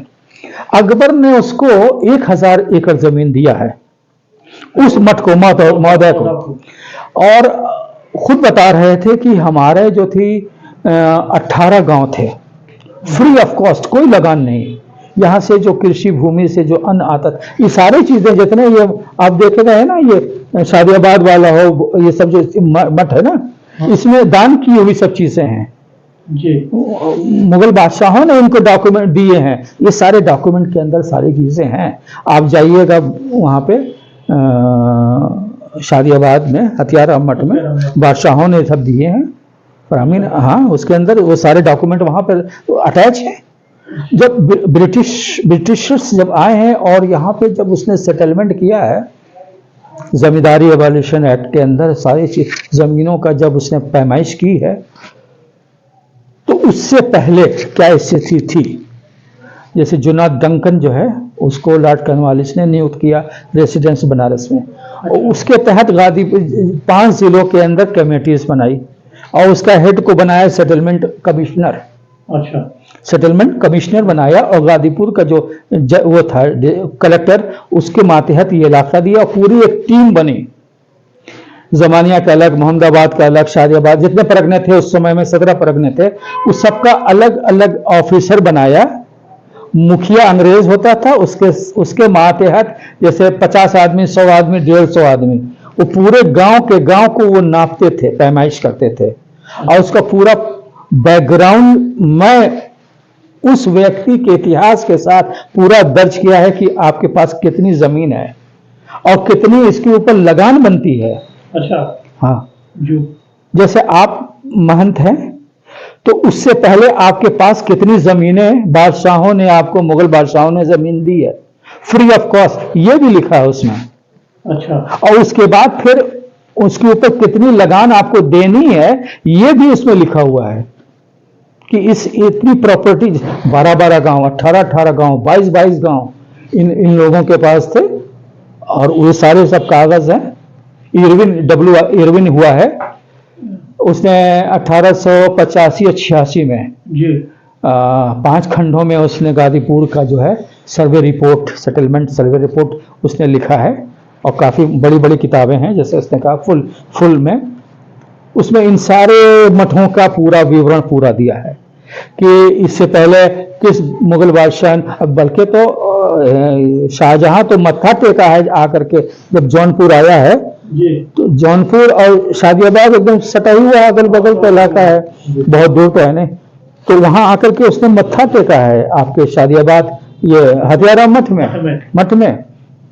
बल्कि ये जो आपके ये वाला जो मठ है, मौधा नहीं, ये वाला जो है आपके बूला खां वाला जो है मठ, जखनिया वाला मठ, जखनिया, हाँ बूला खां इसमें तो हुए हैं। बहुत से इसके अंदर बड़े बड़े महान संत हुए हैं, उनकी वाणियाँ बहुत मशहूर हैं, वो पढ़ना चाहिए उसको तो। और किस तरह से ईश्वर के प्रति लगाव होना चाहिए। उन लोगों ने जो उपदेश दिए हैं, पढ़े हैं, वो सारी चीज़ें उसके अंदर किताबों की शक्ल में प्रकाशित है जी। तो उसमें भुरकड़ा मठ को हाँ गाजीपुर का जो नवाब है, नवाब फजले अली, वहाँ जाता है, मत्था टेकता है और 87 बीघा जमीन देता है। राजा बलवंत सिंह, ये आपके महानगर के ये रामनगर के जो राजा हुए राजा बलवंत सिंह, वो गए हैं वहाँ, माथा टक्का है ये यहाँ के ऊपर। बल्कि जो बादशाह, मुगल बादशाह शाह आलम था जी, वो तो सन्यासी हो गया और जोगिया वस्त्र पहन करके ये इसका बहुत बड़ा प्रवर्तक बन गया। वो सितार उतार लेकर के, और उसकी बहन बावरी साहिबा, उसकी बहन है, शहजादी है पूरे भारतवर्ष की। वो ये दोनों, ये बादशाह है, ये दोनों जोगिया वस्त्र करके और इससे प्रभावित होकर के आपके जो मठ है, भुरकड़ा मठ है, इसकी ये गाते हुए चलते थे ये लोग साधु के वेश में, पूरे एक ग्रुप के साथ। अच्छा। ये तो काफी जमीनें दिया हैं भुरकड़ा मठ को। ये हमारा इतिहास गाजीपुर का था। ये तो रहा हमारा पश्चिमी इलाके का। भीतरी में मठ जी, आपके शादियाबाद मठ जी, आपके दो मठ और भी गांव के नाम अभी मुझे याद नहीं आ रहे, 2 मठ और थे उधर। ये तो छोड़िए, हमारे शहर के अंदर कम से कम 5 मठ गाजीपुर शहर में है। नानकपंथी मठ, ये कहाँ है? जब आप शहर के पूर्वी क्षेत्र में जाइएगा, एक मोहल्ला है नवाबगंज। जी है। नवाबगंज के पास नवाब साहब का फाटक है जी। खैर, उसी के बगल में एक रास्ता जाता है पोस्ता घाट को। हाँ जी। पोस्ता घाट से पहले ही सीढ़ी जहां उतरते हैं, एक मठ है वहां पे, नानकपंथी मठ है वो। अच्छा। नानकपंथी मठ है वो, और वो मठ 350 साल पुराना है मठ। वो मठ जो है 350 साल पुराना मठ है। और ये नानक शाही, जो हमारे नानक देव थे, उनके एक लड़के जो थे, वो साधु सन्यासी हो जाते हैं और उस परंपरा को चलाते हैं। तो वो मठ उसी से प्रभावित है। उन्हीं के लोग जो हैं, वहीं चंडीगढ़ से ये गवर्न होता है। यहाँ पे जो महंत होते हैं वो वहीं से भेजे जाते हैं, चंडीगढ़ से यहाँ भेजे जाते हैं। हाँ, वहाँ से भेजे जाते हैं। उन्हीं के दिशा निर्देश पे ये मठ के जो लोग हैं यहाँ के जो है वो काम करते हैं। ये मठ का मैं उल्लेख कर रहा था पोस्ता घाट के ऊपर। गाजीपुर में 1742 में जी। नवाब कासिम अली हुए हैं। ये मठ जो है उन्हीं के द्वारा बनाया गया है। अच्छा। एक मुस्लिम प्रशासक गाजीपुर का नवाब कासिम अली, उसने इस मठ का निर्माण किया है। अच्छा। ये बात बहुत कम लोगों को मालूम है। ये बात सिर्फ महंत ही को मालूम है। ये शहर में लोकप्रिय नहीं है। ये बहुत बड़ी, जैसे कहा जाए ना, ये ऐतिहासिक पृष्ठभूमि दिखाता है कि कितना लगाव था। उन्होंने, चूंकि उस नवाब कासिम अली की कोई औलाद नहीं था, बड़ा परेशान था, जगह जगह वो गया था औलाद के लिए कि पैदा हो जाए, कि हमारा वंश चले। तो उसी गंगा के तट के ऊपर कोने में देखा कि एक साधु सन्यासी पुजारी जो है वो अपने लीन रहते हैं, अपने, जैसे कहा जाए कि अपने अनुष्ठानों में, पूजा पाठ में, अपने किसी से मतलब नहीं। तो कि दरबार के किसी ने बताया कि अगर उनका आपको आशीर्वाद हासिल हो जाएगा, प्राप्त हो जाएगा, और ये विश्वास आप उनके अंदर पैदा कर दीजिएगा, तो जो आशीर्वाद देंगे तो हो सकता है कि आपके संतान पैदा हो जाए। तो लिहाजा वो उनके पास गए, विनती किया, उनके चरणों में बैठे और अपनी बताई। तो उन्हीं की कृपा से उसके औलाद हुआ, नवाब कासिम अली की, और उससे उसका वंश चला जी। तो उनसे विनती किया कि क्या यहाँ पे आपके लिए रहने के लिए कोई स्थल बना दे, कोई मंदिर बना दे, कोई मठ बना दे। वो चंडीगढ़ से होते हुए यहाँ पे आए थे जी। उन्होंने कहा कि ठीक है, बना दो।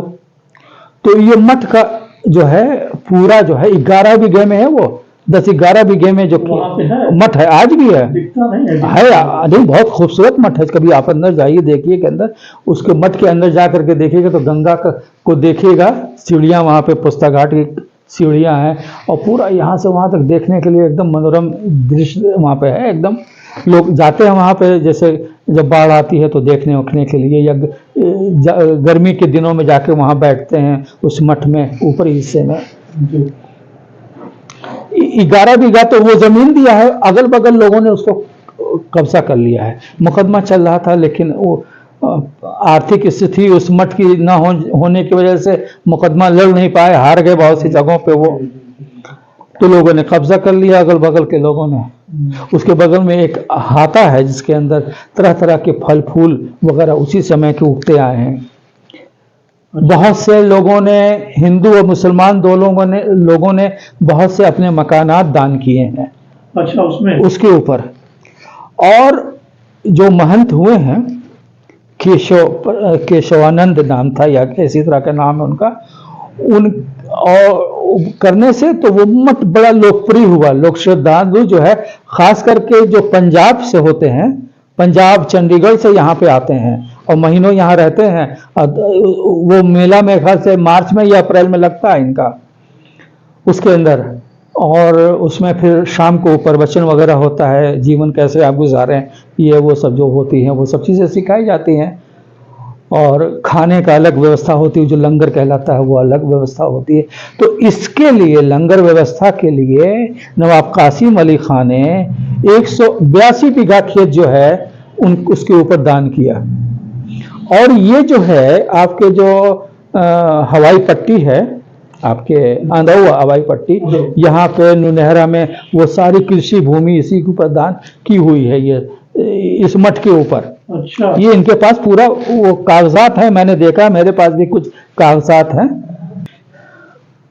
अब हम जानना चाहेंगे कि ज्यादातर इतिहासकारों ने लिखा है कि लॉर्ड कॉर्नवालिस गोसपुर के आसपास आकर उनका देहांत हुआ था और गोरा बाजार में उनका मकबरा बनाया गया लॉर्ड कॉर्नवालिस का। इस पे कुछ प्रकाश डालिए। गाजीपुर के अधिकतर इतिहासकारों ने जी, जैसे कहा जाए कि इतिहास के साथ बड़ा अन्याय किया है जी। सबसे बड़ी से पहले जी, उस तथ्य के बारे में जानकारी हासिल नहीं करते हैं। स्रोत क्या है किसी चीज को लिखने से पहले, कि आपका स्रोत क्या है, रेफरेंस क्या है, यह प्रयास किसी ने नहीं किया है। लॉर्ड कॉर्नवालिस कोई, जैसे कहा जाए कि आम व्यक्तित्व का नाम नहीं है, ये भारत का गवर्नर जनरल था। जैसे आज का राष्ट्रपति या आपके प्रधानमंत्री, प्राइम मिनिस्टर का जो स्टेटस होता है, वो इसका स्टेटस था। और ये तीसरी बार बना करके भारतवर्ष में इसको भेजा गया जुलाई 1805 में।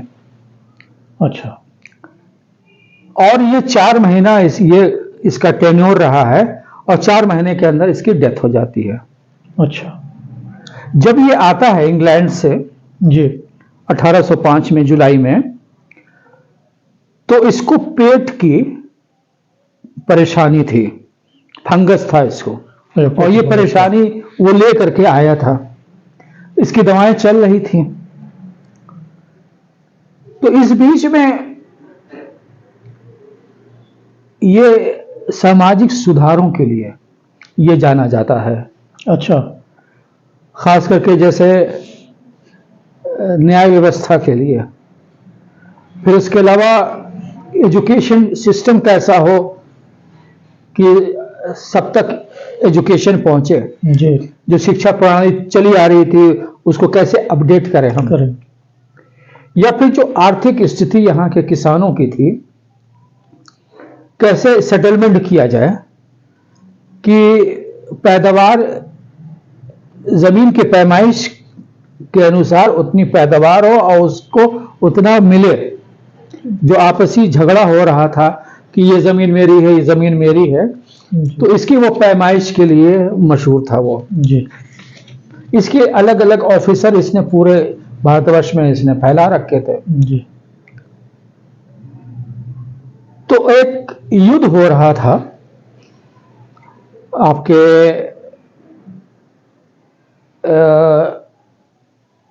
सिंधिया परिवार में, और जो कमांडर था उससे युद्ध चल रहा था, लेकिन कामयाबी उसको नहीं मिल पा रही थी जी।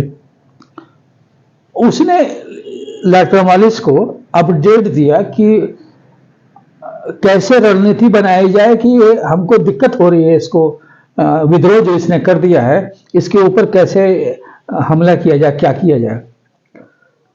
और हम सारी चीजें हम इसको अपना चुके हैं, चूंकि वो लोकल है, आवाम उसके साथ, जनता भी उसके साथ है, और उसने मालगुजारी देने से इनकार कर दिया। तो वो एक फौज के साथ चलता है जी। वो एक पूरी एक फौज लेकर के वो लॉर्ड कॉर्नवालिस चलता है और गंगा की नदी के द्वारा, क्योंकि डॉक्टर ने ये उसके प्रिस्क्रिप्शन में लिखा था, एडवाइस ये दिया कि आपको जो एटमॉस्फेयर है जी, मौसम है, आपको ठंडा चाहिए, क्योंकि आप एक ठंडे प्रदेश से आ रहे हैं, आप गर्म इलाकों से गुजरिएगा तो आपके लिए नुकसान होगा।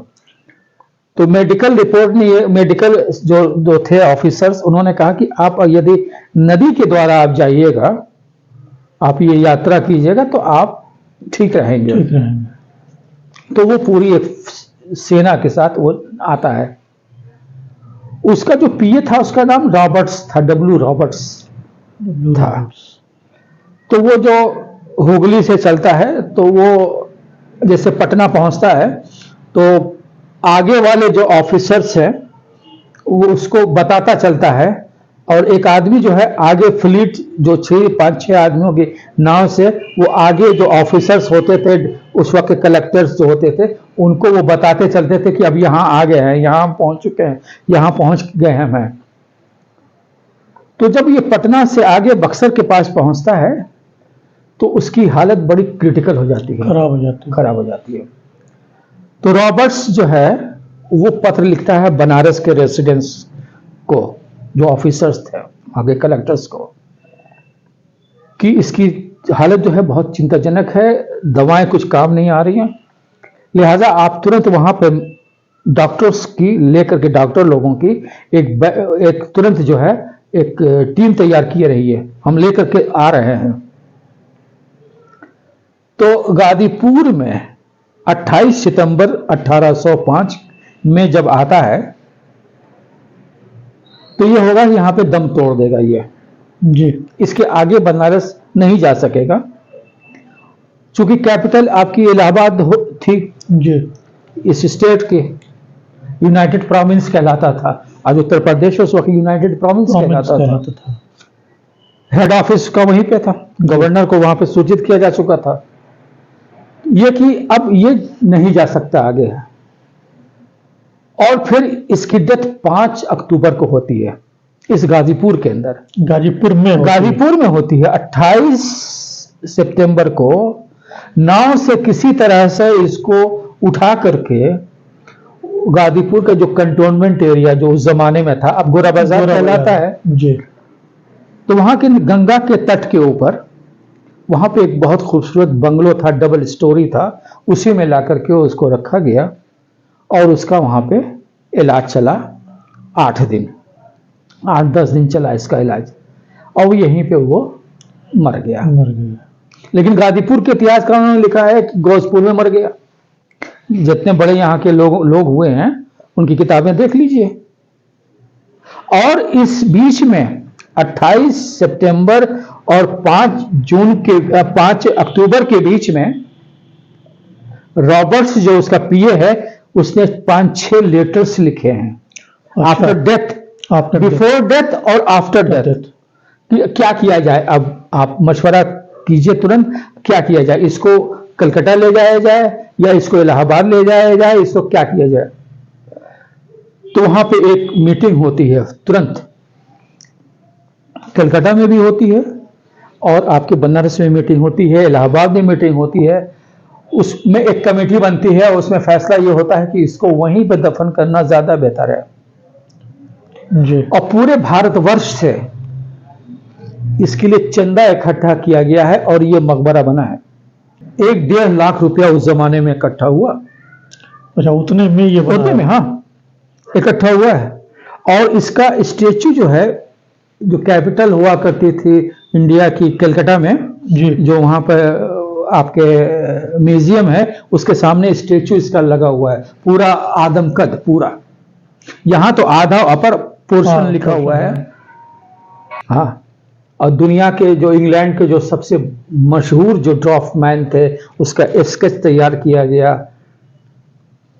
था। बहुत बड़ा स्टेचू बनाता था, एक्सपर्ट था, all over world in British था।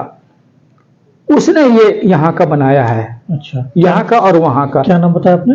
फ्लैक्समैन। फ्लैक्समैन। फ्लैक्समैन ने इस स्टेचू का नक्शा बनाया, नक्शा ड्राफ्ट ढाला बनाया। उसने। ये सारी चीजें जो मैं आपको बता रहा हूँ ना, 3 वॉल्यूम में किताब है, correspondences of Lord Cornwallis. Correspondence of Lord Cornwallis ने किन किन लोगों से पत्राचार किया?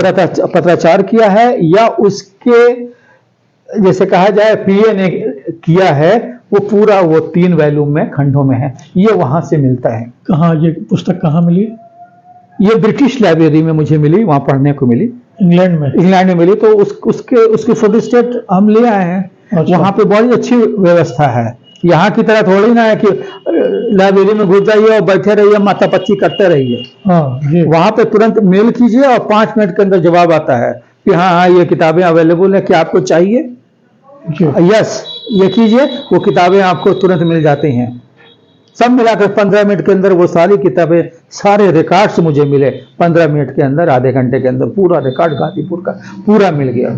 आप भी चाहिए तो आप भी देखिए, 4045 का लॉग नंबर है गाजीपुर का, 4045। हाँ, उसको आप देखिए, उसको अपडेट कीजिए। गाजीपुर के सारे डॉक्यूमेंट्स, यहाँ के जो बड़े बड़े लोग हुए हैं और बड़े बड़े मठ हुए हैं, मंदिर हुए हैं, पुजारी हुए हैं, यहाँ पे जैसे कहा जाए लैंडलॉर्ड्स जैसे है, जमींदार हैं, मैं इतिहास के सारे रिकॉर्ड वहाँ पे मौजूद हैं। जी। कम से कम इतना तो है कि एक जगह ले जाकर के सुरक्षित कर दिया। सही है, सही है। वरना ये तितर बितर हो जाते तो हमको वो भी ना मिलते। कहाँ मिलती? कहाँ मिलते ये सारे रिकॉर्ड गाजीपुर भाई, सिस्टम में लाने का तो बहुत बड़ा श्रेय इन सबों का रहा है, ब्रिटिश ऑफिसर्स का रहा है। हाँ। जी। अच्छा, एक प्रश्न आपसे और पूछना चाहेंगे कि आप गाजीपुर के प्रख्यात इतिहासकार हैं और साहित्यकार हैं, आपने कुछ पुस्तकें भी लिखी हैं, उनके बारे में जरा बताइए, आपने कौन कौन सी पुस्तकें लिखी हैं? मेरी 15 किताबें प्रकाशित हैं जी। और एक किताब मैं गाजीपुर की हिस्ट्री अंग्रेजी में लिख रहा हूँ, जी। बल्कि लिख चुका हूँ, टाइपिंग प्रोसेस में है। जी। लगभग 450 पेज टाइप हो चुका है। जी।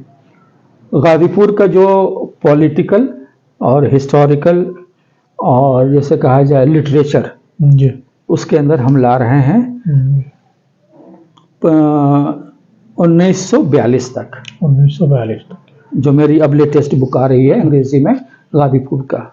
ये एक प्रयास है मेरा कि गाजीपुर को अंग्रेजी में लाया जाए, क्योंकि हिंदी उर्दू के अंदर एक लिमिटेड सर्किल के अंदर है ये, इसको स्कॉलर्स बड़े लोग, हिंदी की भी जरूरत है। हम आपसे अनुरोध करेंगे कि कोशिश करिए कि एक हिंदी भी छपे। हाँ, तो हिंदी में मेहनत तो बहुत है भाई, हिंदी में है, एक जगह नहीं है, अलग अलग किताबें जो मैंने आपको 15 किताबें नाम बताए हैं ना, हाँ। उसके अंदर चीजें अभी उस पर मैं आता हूँ। जी। ये जो है एंशियंट हिस्ट्री जो गाजीपुर की जो है, जी जी, वहां से लेकर के 42 तक हम आते हैं। अच्छा, 1942? हाँ, 1942 जी। 1857 से लेकर के 42 तक जी किताबें आई हैं, लोगों ने पब्लिश किया है। जी। अफसोस की बात यह है मुझे कि इन लोगों ने स्रोत नहीं लिखा है, रेफरेंस नहीं लिखा है। आपने लिखा है? मैंने उसके अंदर लिखा है। हम तो वो चीजें लाए हैं जो कि अनपब्लिश्ड है, पब्लिक के जैसे उनकी निगाह में अभी वो चीज जैसे कहा जाए कि अभी नहीं है वो सब चीजें। ओरिजिनल डॉक्यूमेंट जो नेशनल आर्काइव से जो इंटेलिजेंस रिपोर्ट्स हैं हमारे गाजीपुर के, जो जैसे महान क्रांतिकारी हुए हैं, फांसी पर चढ़े हैं, कुछ लोगों को तो वहीं गोली मार दिया गया है, कुछ लोगों को जैसे कहा जाए गंगा में नाव के साथ डुबो करके मार दिया गया है।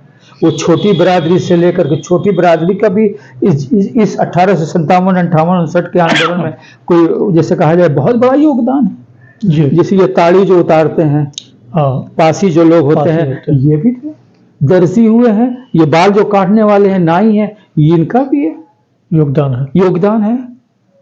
लेकिन गाजीपुर के इतिहास में, गाजीपुर के स्वतंत्रता आंदोलन में इनका आपको कहीं पढ़ने को नहीं मिलेगा। नहीं मिलेगा। लेकिन हम ओरिजिनल डॉक्यूमेंट ले आए हैं, जैसे इलाहाबाद जी। प्रयागराज का जो आर्काइव है, स्टेट आर्काइव, रीजनल एक आर्काइव, उसके अंदर सब भरे पड़े हैं। अच्छा। लखनऊ के आर्काइव में भरे पड़े हुए हैं जी। इतने अधिक हैं कि कम से कम 3 खंडों में सिर्फ उन आर्काइव में जो डॉक्यूमेंट्स हैं उनको छापा जा सकता है। और सबसे बड़ा जैसे महान जैसे कहा जाए कि गाजीपुर के जो रिकॉर्ड रूम है जी, इसके अंदर रिकॉर्ड्स मौजूद हैं। गाजीपुर के ये डिस्ट्रिक्ट जो है सुरक्षित है, सुरक्षित है, बहुत अच्छी हालत में सारे बस्तर रखे हुए हैं। अफसोस है कि आज तक जितने गाजीपुर के ऊपर स्वतंत्रता आंदोलन पर किताबें लिखी गई हैं उन दस्तावेज को नहीं छुआ गया है। मैं बड़े कॉन्फिडेंस के साथ मैं कह रहा हूं। डॉक्टर मानधाता राय साहब ने बड़ी अच्छी किताब लिखी है। विश्व मोहन शर्मा साहब हैं जी, इन्होंने लिखी हैं किताबें, जी। बड़ी प्रमाणिक लिखी हैं, अच्छी लिखी हैं। हाँ, मानधाता राय साहब ने कुछ डॉक्यूमेंट्स भी छापे हैं, खास करके मोहम्मदाबाद तहसील पर जो कांड हुआ था 92 में अगस्त में, उसके ऊपर जो शहीद हुए हैं उनके डॉक्यूमेंट्स को उन्होंने छापा है। जी। और विश्व मोहन शर्मा जी ने भी कुछ डॉक्यूमेंट्स छापे हैं। तो 2 लोगों ने बड़े अच्छा काम किया है गाजीपुर पे। लेकिन अन्यथा जितनी किताबें हैं उन लोगों ने जैसे कहा जब मूल स्रोत को नहीं खोजा। हम इस किताब के अंदर जो मेरी अंग्रेजी वाली किताब है ये मूल स्रोत से हम ला रहे हैं पहली बार जी, क्योंकि अंग्रेजी में है। इससे पहले मेरी किताब आई थी 2000 में जी। वो गाजीपुर के इतिहास और यहाँ के जो सूफी संत हैं उनके ऊपर मेरी एक पहली किताब आई थी। क्या नाम था उसका? तस्करा मशाइख गाजीपुर। तस्करा मेरी उर्दू में भी है, हिंदी में भी है और ये अंग्रेजी में भी आ रही है मेरी किताब। अच्छा। तो पहली जो मेरी किताब है वो तस्करा मशाइख गाजीपुर, गाजीपुर का एंशिएंट हिस्ट्री जी से लेकर के हम आए हैं आपके 1857 तक ला करके मैंने उसको खत्म किया है। उसके सेकंड पार्ट में यहाँ पे कितने जैसे कहा जाए कि सूफी संत हुए हैं जी, उनके बारे में मैंने लिखा है 300 पेज में, सब मिलाकर के 550 पेज की किताब मेरी है। वो काफी हमारी लोकप्रिय किताब हुई है मेरी। अच्छा। और काफी यूनिवर्सिटीज में कोट की जा रही है जी। मेरी दूसरी किताब है गाजीपुर का जैसे साहित्य के ऊपर, उर्दू, हिंदी, संस्कृत, फारसी, अरबी साहित्य जो है अकबर से लेकर के हम आए हैं 1900 तक जी। ये गवर्नमेंट ऑफ इंडिया NCPL जो है उसने पब्लिश मेरी ये शोध कार्य को किया है। इस पे अवार्ड भी मुझे मिला जी। अकबर के समय से लेकर के 1900 तक गाजीपुर जनपद में कितने साहित्यकार हुए हैं जी, उनकी जीवनी के साथ उनके लेखन रहा है उसके ऊपर मैंने उसमें चर्चा की है। फिर तीसरी मेरी किताब आई है आपके 1857, 58 और 59 के दस्तावेजात के ऊपर जो कि अनपब्लिश्ड हैं, अप्रकाशित जो थे अभी तक, उसको मैंने प्रकाशित किया है किताब के द्वारा दस्तावेज गाजीपुर के 1857, 58, 59 के गाजीपुर के दस्तावेजात, अप्रकाशित दस्तावेजात, वो मेरी छपी है। वो नाम ही यही है उसका? नाम ही है ये। तीसरी फिर मेरी किताब आती है, चौथी किताब आती है गाजीपुर का नाम है या गाजीपुरी नाम है जी। इसके ऊपर मैंने एक पूरी इसमें किताब है बाकायदा मेरी जी। फिर उसके बाद फिर हमने एक किताब मेरी आई है गाजीपुर के उर्दू के हस्ताक्षर। अच्छा, गाजीपुर के उर्दू के हस्ताक्षर। इसके अंदर मैंने मुगल पीरियड से लेकर के अवध पीरियड से लेकर के 1947 तक जितने उर्दू के शायर हुए हैं या साहित्यकार हुए हैं, लेखक हुए हैं, उनके ऊपर बेस्ड ये मेरी किताब है। इस किताब का क्या नाम है? गाजीपुर के उर्दू के हस्ताक्षर। हस्ताक्षर। हाँ, ये किताब, इस किताब का नाम है मेरा। फिर उसके बाद फिर हम लोगों ने, हमने और डॉक्टर पीएन सिंह ने और ऋचा राय ने और कमलेश साहब एक हुए हैं, इन लोगों ने मिलकर के एक किताब निकाली है, मिलकर के संयुक्त गाजीपुर के साहित्य के ऊपर एक किताब निकाली। काफ़ी मोटी किताब है और काफ़ी जैसे लोकप्रिय हुई है किताब ये। इसके अलावा फिर मैंने एक किताब एडिट किया है, ये शाह अबुल फैज स्कूल जो है, जो इसके फाउंडर हैं वो सईदा फैज मैडम जी, उनके ऊपर एक किताब है, 3 भाषाओं में है, सईदा फैज एंड इंस्पिरेशन, और फिर उर्दू में है उजालों की सफ़ीरा। इसी तरह से मिलकर के कम से कम 600 पेज की किताब है। उसको एडिट मैंने ही किया है वो किताब। अच्छा। किया वो 2010 में मेरी प्रकाशित किताब है जी। उसके अलावा फिर मैंने जो शोधकार किया, बड़ा अच्छा मेरा काम है, मुगल पीरियड्स के अंदर जो पर्शियन डॉक्यूमेंट्स गाजीपुर से संबंधित है, जी जी, उन ओरिजिनल डॉक्यूमेंट्स को मैंने छापा है, मैं उसके अनुवाद के। अच्छा, मतलब एक तरफ ओरिजिनल डॉक्यूमेंट, उसका अनुवाद है पूरा, जी, ताकि ये चीज़ इतनी, जैसे कहा जाए, डॉक्यूमेंट्स इतने ख़राब अवस्था में थे कि अब वो जैसे पन्ना पलटता था जब मैं, तो उसके पन्ने सड़ गए, गल गए थे, टूट जाते थे, पलटा और टूट जाते थे। तो उसको बड़ी एहतियात से, हल्के से, वो जैसे कहा जाए वो मोर पंखी होती है ना, मोर पंखी, उसी से उसके अंदर डाल करके हल्के से उसको पलटते थे। इस तरह से पूरी पांडुलिपियों को, कम से कम गाजीपुर से संबंधित जो है वो 65 पांडुलिपियाँ पर्शियन में जो यहाँ की गाजीपुर की थी। ये कहाँ मिली? ये लोगों के पास है, जनपद में लोगों के पास है, कुछ लाइब्रेरियों में मिली, जैसे आपके इलाहाबाद में दारा शाह अजमल है जी, वहाँ से मिली, वहाँ बड़ी अच्छी लाइब्रेरी है। जौनपुर में मुझे मिली गाजीपुर से संबंधित, और यहाँ के लोगों के पास जमानिया, मोहम्मदाबाद, शादियाबाद, बहरियाबाद, गाजीपुर में बहुत रिच कलेक्शन लोगों के पास है। उन लोगों को खुद ही नहीं मालूम कि ये इसकी इम्पोर्टेंस क्या है। जी। चौकिया में बहुत पांडुलिपि मुझे बेहद मिली, वो है अवधी भाषा में, 1800 की है, उसके वो पांडुलिपि बड़ी ज़बरदस्त मुझे मिली। तो इन सब चीज़ों को मैंने एक किताब की शक्ल दे दिया है। मुगलिया सल्तनत में गाजीपुर के सूफिया कराम, ये एक मेरी किताब है, काफ़ी मोटी ज़ख़ीम किताब है मेरी जी। इसके अलावा मुझे शिकवा है, एक किताब है कि मुसलमानों, उर्दू में है यह, कि मुसलमान किस तरह से जब पढ़े लिखे तो बड़े बड़े मनसब पे थे, ओहदों पे थे, और किस तरह से शिक्षा इनके बीच से हट गई, चली गई, या उसके महत्व को नहीं समझा तो कैसे गर्त में चले गए। तो इसके ऊपर मेरी एक बुक है, मुझे शिकवा है जी। एक किताब ये है। इसके अलावा भी एक अभी लेटेस्ट मेरी एक किताब आई है, वो किताब है 1500 ईस्वी से लेकर के 1778 तक के बीच में गाजीपुर का जो राजनीतिक, सांस्कृतिक और साहित्यिक क्या योगदान है, उसके ऊपर मेरी बुक है।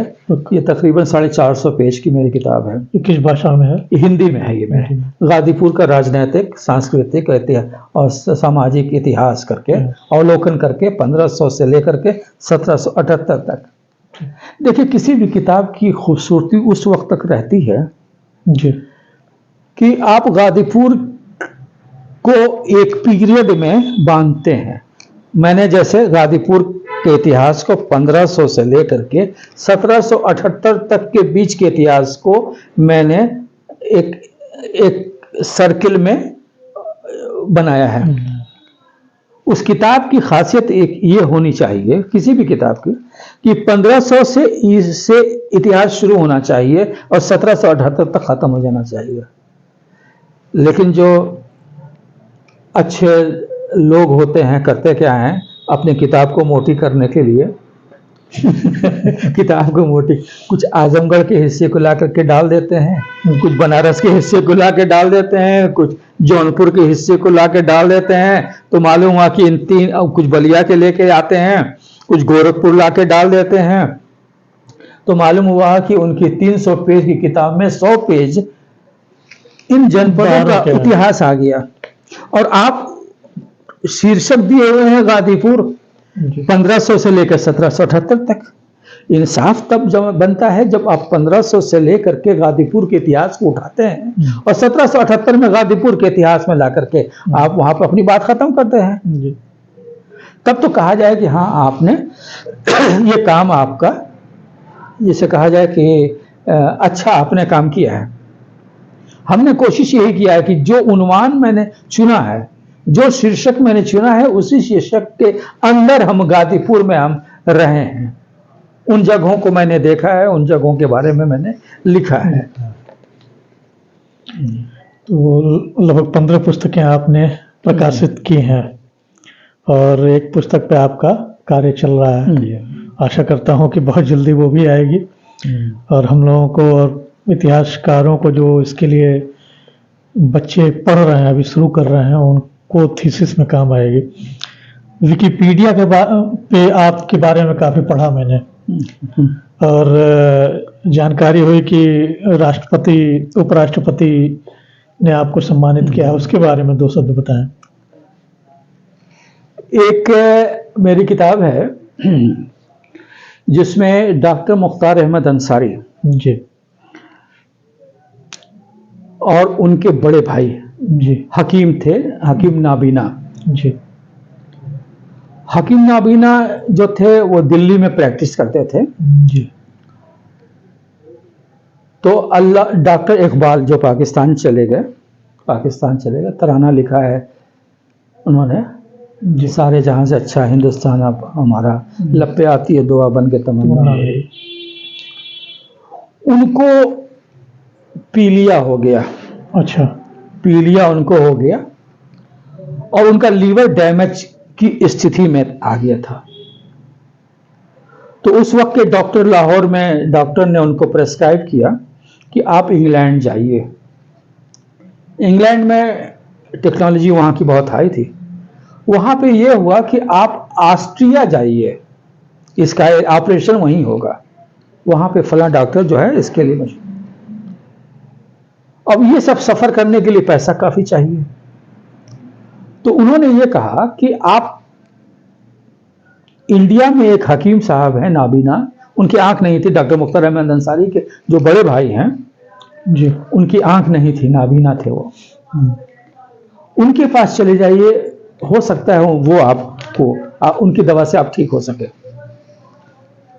तो वो दिल्ली आए और दिल्ली में उनको दिखलाया। तो उनकी खासियत ये थी कि 2 उनके पास संदूकचे थे, संदूक थी, हाँ संदूक थी। एक छोटी थी जिसके अंदर सिर्फ 8-10 दवाएं होती थी जी, और एक में 25 दवाएं होती थी जी। इन्हीं दवाओं के जरिए वो मरीजों को ठीक किया करते थे। और उस वक्त की जो वो कोई मामूली आदमी उनसे इलाज करा इसलिए नहीं सकता था कि दवाएं बहुत महंगी होती थी जी। तो नवाबों को, रईसजादों को, जमींदारों जो बड़े बड़े होते और उनको जो बीमारियां होती थी वो उनके पास आते थे। तो अल्लामा इकबाल ने उनको जब दिखलाया तो उन्होंने जो उनका संदूकचा खास कहलाता था, वो आप हिस्ट्री उनकी पढ़िएगा, संदूकचा खास जी, यानी जो छोटी वाली संदूकचा है उसमें से उन्होंने दवाएं निकाल करके उन्होंने 1 महीने की दवा दी कि आप इसको खाइए और जैसी आपकी हालत हो आप बताइएगा तो फिर उसके बाद हम दवा भेजेंगे आपको। तो उसमें इन लोगों का कॉरेस्पॉन्डेंस हुआ है। अच्छा, आपस में कॉरेस्पॉन्डेंस हुआ है। चूंकि ये मोहम्मदाबाद में पहले प्रैक्टिस करते थे, यूसुफपुर में प्रैक्टिस, हकीम नाबीना साहब प्रैक्टिस यहाँ करते थे जी। तो कुछ पत्र दिल्ली के पते पे उनके आए हैं, चूंकि बड़े आदमी थे अल्लामा इकबाल, डॉक्टर इकबाल, और कुछ गाजीपुर के पते पे आए थे। तो ये लेटर्स मुझे मिले थे अनपब्लिश्ड।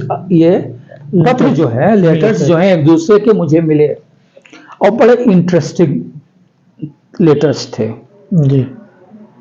उसमें जो आखिरी पत्र है उसमें उन्होंने कहा कि मैं कहाँ कहाँ भटका और ऑपरेशन के लोगों ने लिखा, लेकिन आपके संदूकचे खास की दवा की वजह से मेरा जो बीमारी थी वो ठीक हो गई है। चूंकि गाजीपुर के थे तो ये लेटर्स जो है मुझे जब मिला, वो लेटर मेरे पास जो है वो 13 लेटर्स हैं जी। मैंने उसको किताब में छापा और ये नया काम हुआ पहली बार। तो ये खबर उन तक पहुंची, हामिद अंसारी साहब उस वक्त राष्ट्रपति उपराष्ट्रपति थे। जी जी जी। तो उन्होंने हमारी किताब मंगवाई, लेटर आया मेरे पास, फिर मैंने कुरियर किया उनको जी। उस वक्त स्पीड पोस्ट था, स्पीड पोस्ट से मैंने भेजा उनको। उन्होंने पढ़ा, उनका फिर लेटर आया कि क्या आप इसका इग्नोरेशन किताब का हुआ है? तो हमने कहा कि नहीं। कहीं कि अरे मुझे बहुत खुशी होगी अगर आप यहाँ मैं कर देता हूँ, कहीं तो यहाँ पे अरेंज कर दें। तो उन्होंने इस तरह से उन्होंने वहाँ पे बुलाया, उसका उन्होंने इग्नोरेशन उसी कैंपस में हुआ मेरा। काफ़ी अच्छे लोग आए थे उसमें, बड़े लिटरेरी जो थे प्रोफेसर से ये वो लोग थे उसमें। बहुत बड़ी बात है भाई, गाजीपुर के लिए एक सम्मान का विषय है ये। एक मेरी और किताब आई थी जिसका उल्लेख मैं करना चाहता हूँ जी। मेरी जो किताब है गाजीपुर में गौतम बुद्ध, अशोक और बौद्ध स्थल। 350 पेज पे किताब पे है। तो गाजीपुर में गौतम बुद्ध जब आते हैं जी, कहाँ ठहरते हैं, प्रमाण के साथ मैंने वो लिखा है। अच्छा। फिर अशोक आते हैं गाजीपुर में और उन्होंने जनपद में क्या क्या निर्माण कराया है वो मैंने लिखा। और फिर इस वक्त बौद्ध स्थलों की, उन बौद्ध स्थलों की स्थिति क्या है उसके ऊपर मेरी एक किताब है। ये किताब बिहार में नीतीश कुमार जो चीफ मिनिस्टर हैं उन तक पहुंची। तो यहाँ का यहाँ पे जो बुद्धिस्ट गाजीपुर में है लगभग 3 लाख के करीब हैं गाजीपुर जनपद में जी। अशोक क्लब है यहाँ पे। गाजीपुर में 3 लाख बुद्धिस्ट हैं जनपद के अंदर जी। इनका हर साल जैसे कहा जाए कि लठिया के अंदर इनका सम्मेलन होता है। मैं तो उसमें गया भी हूँ। लगभग जैसे कहा जाए कि 1 लाख का मैंने वहाँ पे जो बुद्धिस्ट इकट्ठा होते हैं मैंने एड्रेस किया है। 1 लाख। वो ट्राली पे ट्राली लोग आते रहते हैं और लठिया के अंदर बहुत बड़ा मैदान है, लाट वहाँ पे, वहाँ इकट्ठा होते हैं और उनका 2 दिन या 3 दिन तक वो सम्मेलन उनका चलता है। तरह तरह के कार्यक्रम भारतवर्ष से, विदेशों से इनके स्कॉलर्स आते हैं, उस पे अपनी बातें रखते हैं। तो मुझे भी 1-2 बार जाने का सौभाग्य हुआ। वहाँ पे देखा मैंने, वहाँ की व्यवस्था देखी, इतना खूबसूरत वहाँ का व्यवस्था मैंने देखी। वहाँ पे डिसिप्लिन देखी, सबसे बड़े डिसिप्लिन देखी। तो जो अशोक क्लब है उसने वो ये हुआ कि नीतीश कुमार को बुला करके इस किताब का विमोचन कराया जाए। तो वो किताब का विमोचन वो लठिया में नीतीश कुमार साहब ने किया था। बहुत बहुत बधाई हो इसके लिए। चलिए, हमको बहुत सियासत से बहुत मतलब नहीं है, लेकिन अब कोई कराना चाह रहा है तो ठीक है, स्वागत है। स्वागत है। आपकी इन उपलब्धियों को देखकर बड़ा हर्ष है और आशा करता हूं कि आप जैसी शख्सियत गाजीपुर के लिए इतना कुछ कर रही है, गाजीपुर के इतिहास को ढूंढने के लिए इतना कुछ कर रही है। आप निरंतर आगे बढ़ें और आपकी और पुस्तकें प्रकाशित हों, इसी शुभकामना के साथ बहुत बहुत धन्यवाद। बहुत बहुत शुक्रिया आपका।